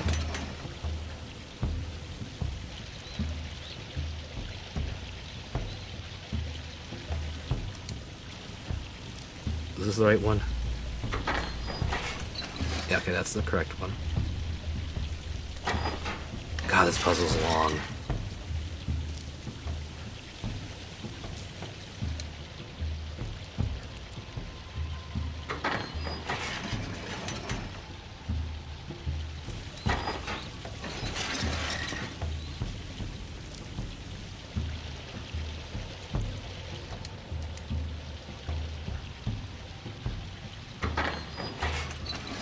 Alright, and that gets Watson out.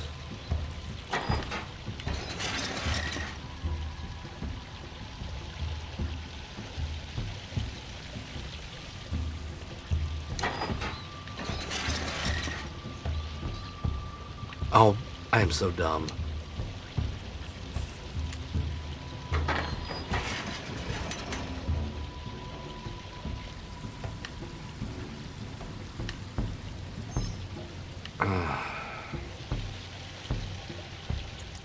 I just needed him to stay in the other area.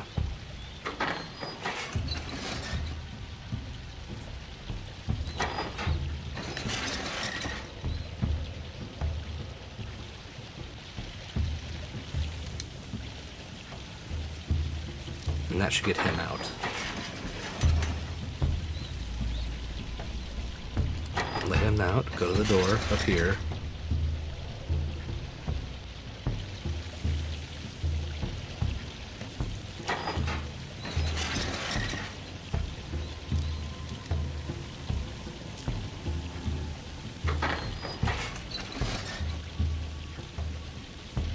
Then we go through here. This is the one. Mm-hmm.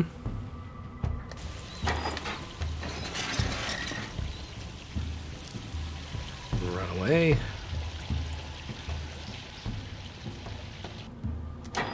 Switch. And there we go.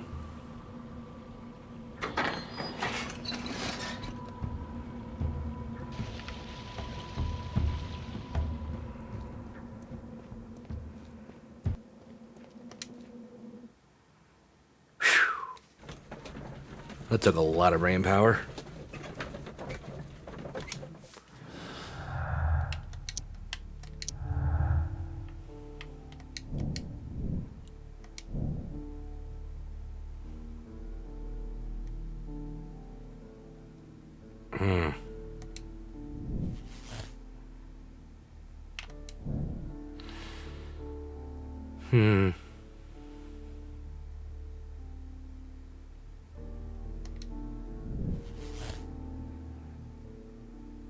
So we have Garrow with the ice knife.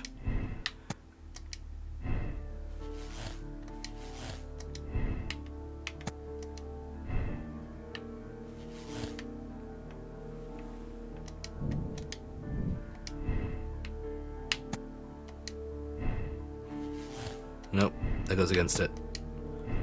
Let's get all the different deductions we can get.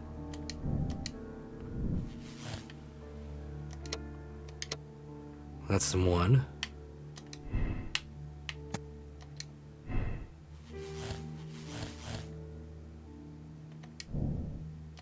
Silver knife.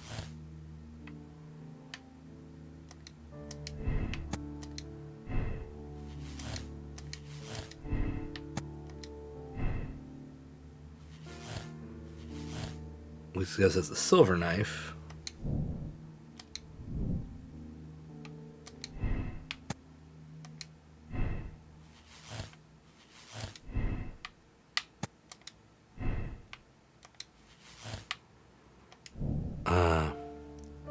Stop takeover. And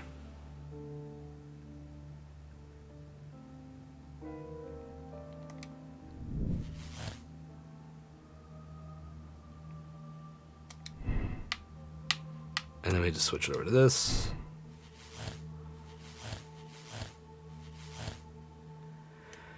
And that's all of our conclusions. We have ice knives, silver knives, everything.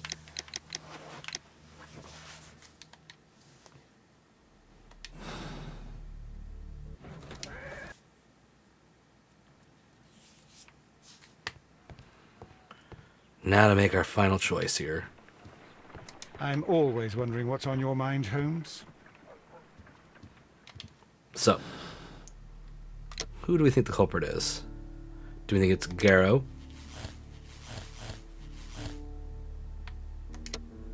He killed Sir Rodney in a fit of obsession due to his intense and nervous state.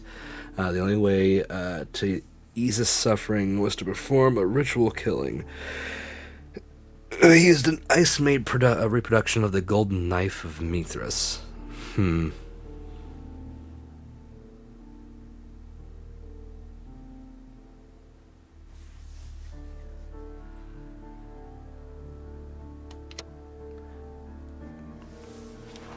don't know. So it could be that knife. Could be Blinkhorn with the ice knife. He killed Sir Rodney to avenge an abuse of power. The death would be to his financial benefit and would allow him to emerge as luminary in the field. He used an ice-made reproduction of the golden knife of Mithras. That doesn't fit. In my opinion, I don't know if Blinkhorn actually fits.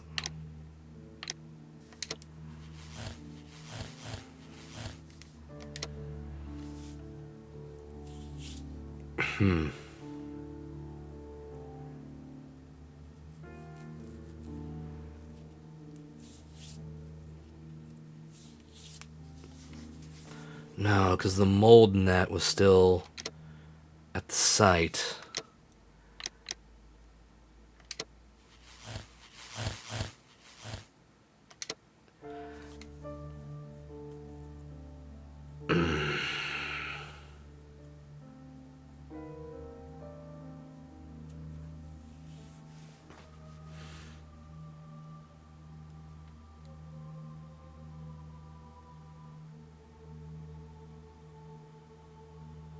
I don't know. Because we know that Garrow talked about seeing something golden, but we didn't see anything. He didn't have his glasses on because of the steam room. You couldn't see anyway. Because I was by the brazier, so he's nearsighted, so that wouldn't have worked at all. Blinkhorn's possible either way.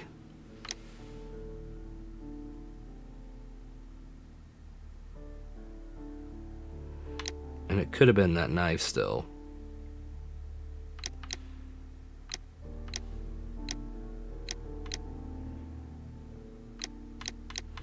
I'm going to lean towards...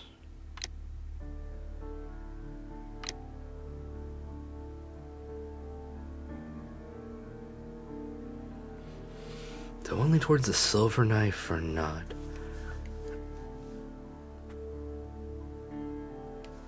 The knife wouldn't have survived long enough in that heat. So I'm going to go towards with the silver knife and same as Blinkhorn. And we'll see where this goes.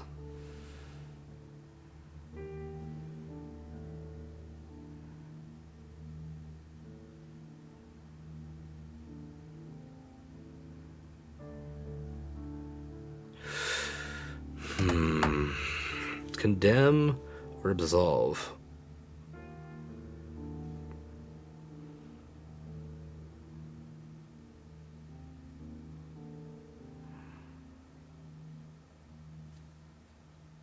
Yeah.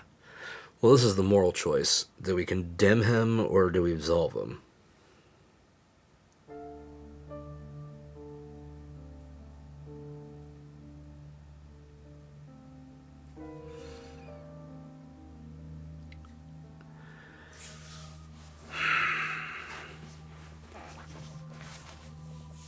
Well, I guess we'll go with the...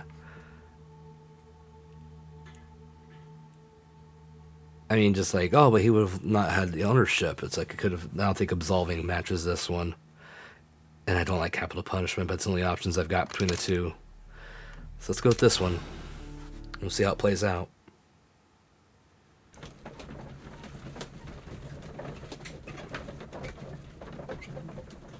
And after this wraps up, I'm going to get food.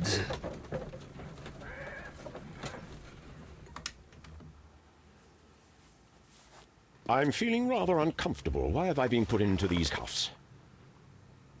I fear that you had better get used to them, Mr. Blinkhorn. They are your reward for the murder of Sir Rodney Bentcliffe. What? No, that's a lie. It is regrettable, for you are a talented archaeologist. I will request that you are placed in a prison where you are unable to dig an escape tunnel. That is, of course, if they decide that you shall live. The consulting detective who salutes your intelligence in performing the perfect crime, yes, but also the gentleman who detests your motivation. You know nothing. You wish to be the one who would reveal this to the world. Is that the golden knife? How? I also like to dig, you see. I only followed your trail. Such a pity that there is always someone willing to steal your credit, wouldn't you say? And there was the chance of a lifetime. You had to take it. It was not to be shared. But now I am here, and there is no one who will stop the tread of justice, Mr. Blinkhorn. Goodbye.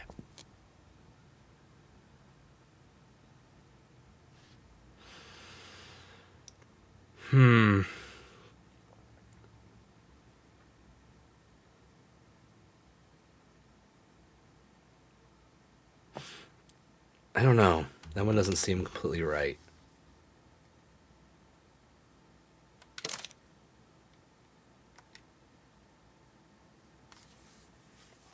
I still think it's Blinkhorn. But it might have been the ice knife. But the lump of silver's in there for some reason too, so I don't know.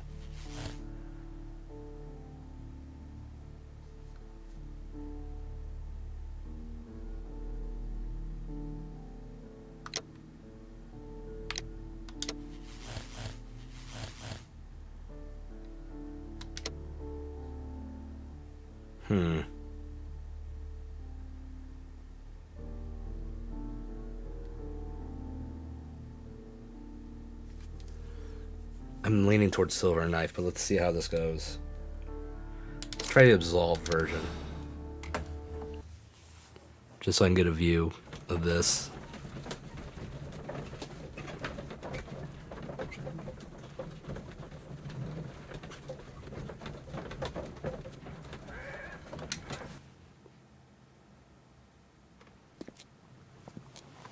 Mr. Holmes, what happened? This.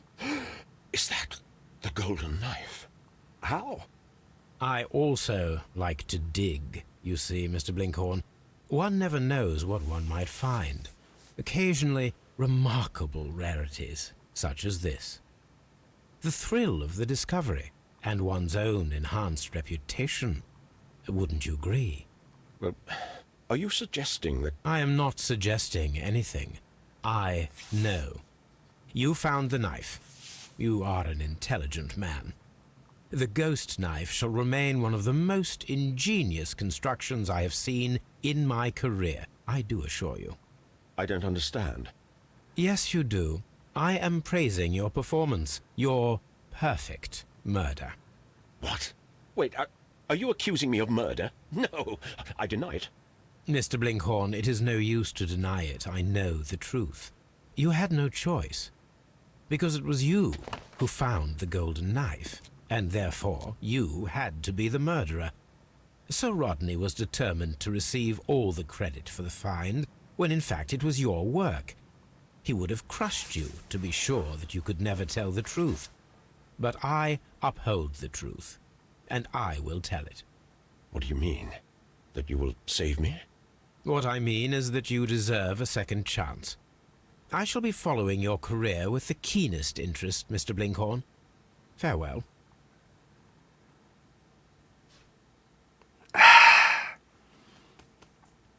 I don't know. I don't feel right on that one either.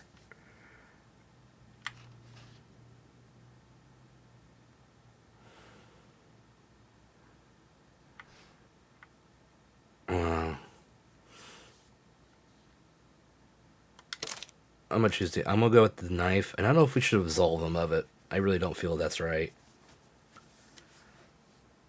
Because it's still murder.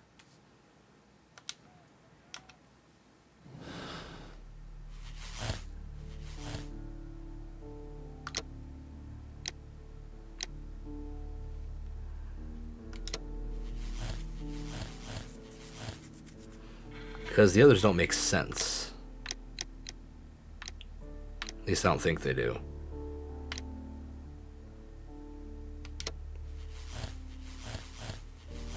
I'm curious. I want to see this one real quick.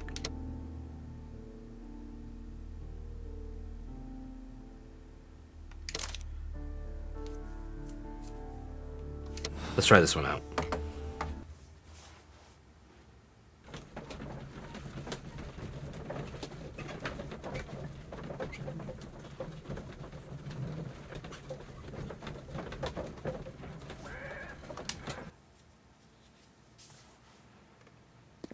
Why did you bring me here?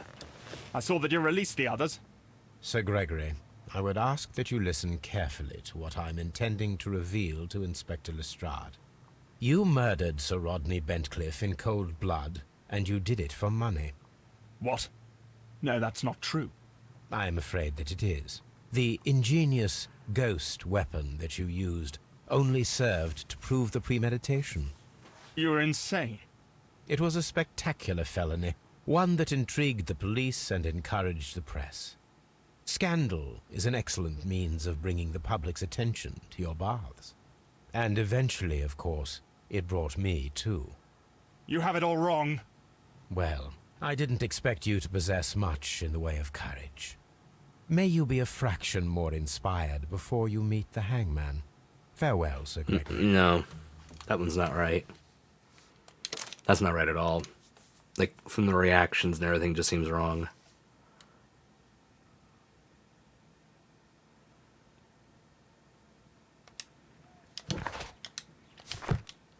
And just because I'm curious.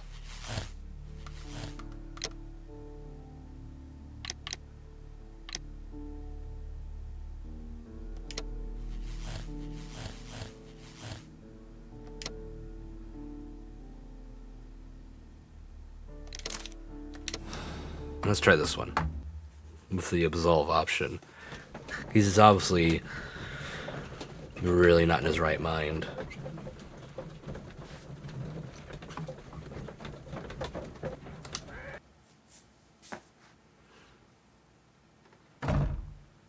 Mr. Garrow, allow me to introduce you to Dr. Watson. Mr. Garrow, please do not be alarmed. We only wish to help you. You were under an intolerable stress, but it's over now. What? I can attest that your medication affected your judgment. You will not recall, but it caused you to temporarily lose control. Did I? Are you saying I killed Sir Rodney? I am afraid so. For as my doctor will persist in reminding me every single day, drugs can be harmful. You developed a malevolent obsession with Sir Rodney. You believed him to be unworthy, sacrilegious. Oh, do not distress yourself. Prison is clearly not a suitable environment for you. What is my environment then? You're suffering from an acute form of melancholia, but you can and will be cured. All you need is rest and detoxification. I will take care of every detail.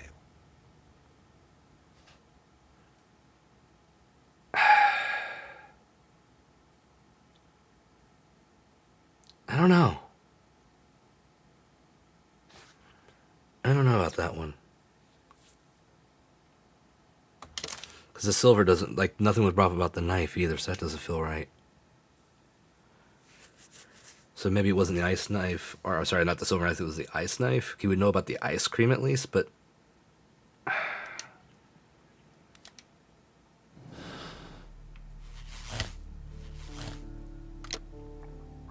So let's try with the... Yeah, wait, that's the one we just did, didn't it?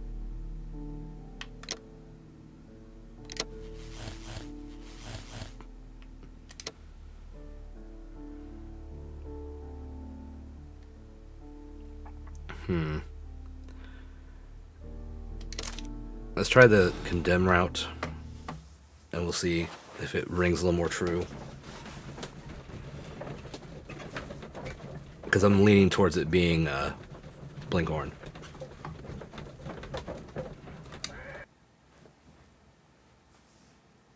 Mr. Garrow, the game is up. I see straight through you. You see straight...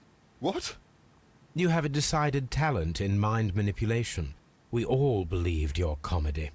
The medication almost tricked me, I'll admit, but all of it was fake. The hallucinations, the hysteria.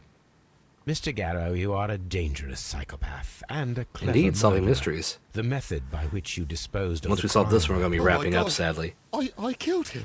It is no use to deny it. I despise cowardice in any form. What will you do with me? You will be sent to a medical institute, where you will receive the best treatment to facilitate your full rehabilitation. How you doing tonight, Centaur? What the good Dr. Watson is trying to say is, life seclusion in a lunatic asylum awaits you. I would rather be dead. That is your choice. Oof. No, I don't like that one at all.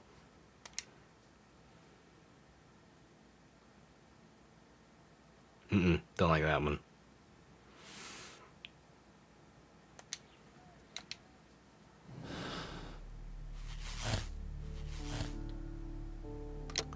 Kind of tried, which is a good thing, but... Oh, kind of tired, which is a good thing, but I bet if I tried to go to sleep, I'd get energized. Oh, yeah.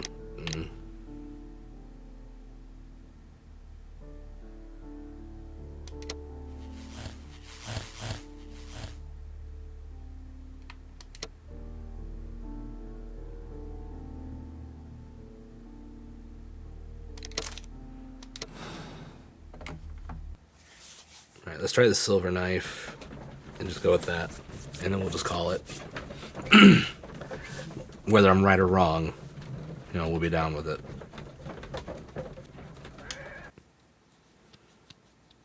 I'm feeling rather uncomfortable. Why have I been put into these cuffs?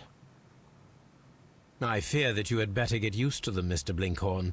They are your reward for the murder of Sir Rodney Bentcliffe. You lay down taking that, but your body just like, That's a nah, lie. bruh, and you're alert. It is Yep. regrettable. I have those problems. For you are a talented archaeologist.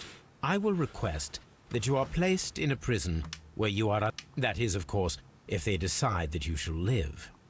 You... The consulting detective who salutes your intelligence in performing the perfect crime. Yes, but also the gentleman who detests your motivation.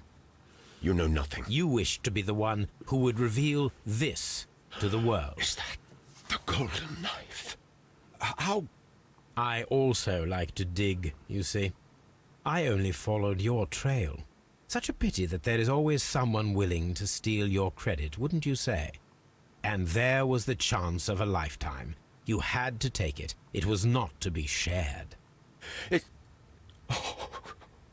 But now I am here, and there is no one who will stop the tread of justice, Mr. Blinkhorn. Goodbye. All right, let's see if I was right.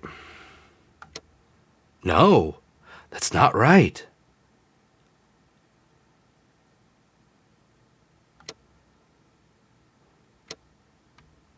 Maybe it wasn't silver. Let's try the ice knife. That is curious. I was right the last two. But man, this case has just got me.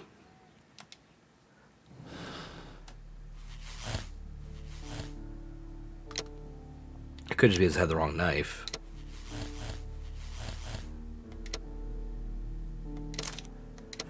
Let's try, and let's skip through the stuff again this time so we don't have to see it like a third time.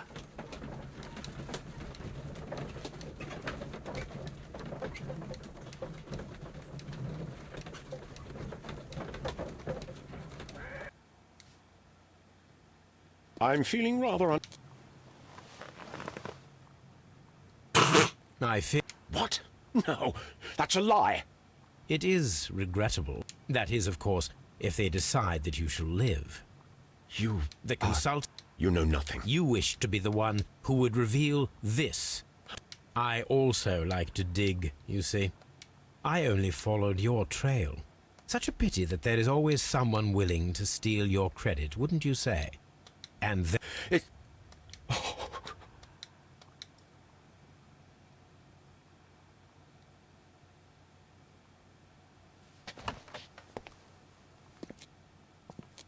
Just silent discussion. It was the ice knife, not the silver knife.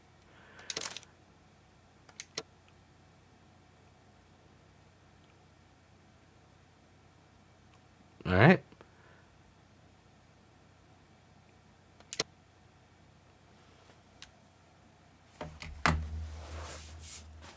And I guess that is where we're going to go ahead and call it a night.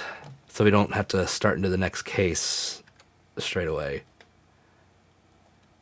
So, I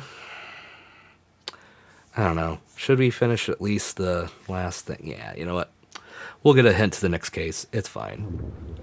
The game is afoot, not a word. Into your clothes and come. Sneak peek. I'll wait for you in the sitting room.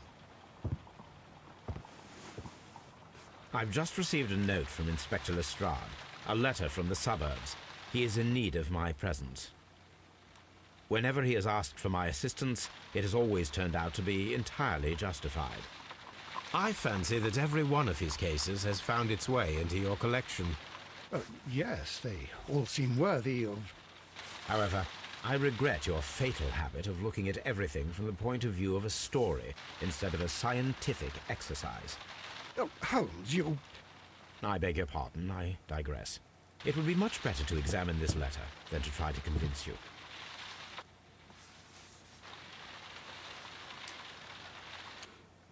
Okay, and that's where I guess we're going to leave it. Whew. That was a long case. The puzzles was what took a little longer to get done. Well, that and the very long video we watched. It was a long discussion. Ugh, that was such a horrible video to watch. I regret it. We'll stick with K next time. Alright, so that is it for me for the month of January. I will not be streaming tomorrow as it's one of my days off, but I will be back on Tuesday where we'll be kicking off February with the next case in the series here. So big thank you for hanging out with me tonight. Whether you've been watching live or watching in the VOD, whether you've been chatting or lurking, it's all good. And I appreciate you taking your time to come hang out here tonight. Ooh, sorry, pop my neck. But yeah, that's really all I've got going tonight. Just a quick reminder to head to the GoFundMe's for my friends, the Mightiest Quinn and Hell the Lich King, as well as the one for my friends Faye the Wanderer and her husband. Ugh. Excuse me. Who are looking, they're all both looking for funds to help, get them back on their feet due to work-related stuff or losing their place to live in Faye's case. So if you can help, please go ahead and donate to the GoFundMe's. The link's right there. If you're unable to, that's perfectly fine. Share the links around on social media, Twitter, Facebook, Instagram, all that good stuff. And let's try to help them all out and get them in a better place. And don't forget that tomorrow night at around 6 p.m. Eastern, 11 p.m. GMT, the Mightiest Quinn will be doing a art stream, kind of fundraising again for the GoFundMe. Any donations done during the stream of at least £20 will get you a sketch, £50 for full artwork, which I don't know how to do the £50 to US dollar, but the the £20 one is about $27. So, kind of just gauge as best you can. It's probably closer to 60 US for the sketch, but don't quote me on that one. But that again is tomorrow, so be sure to go follow over there and do that tomorrow night. But yep, that's gonna be it for me. We're gonna raid out here in a minute, but highlight people, thank you so much for watching, and until the next stream, stay safe, stay awesome, and I will see you in the next one. Later.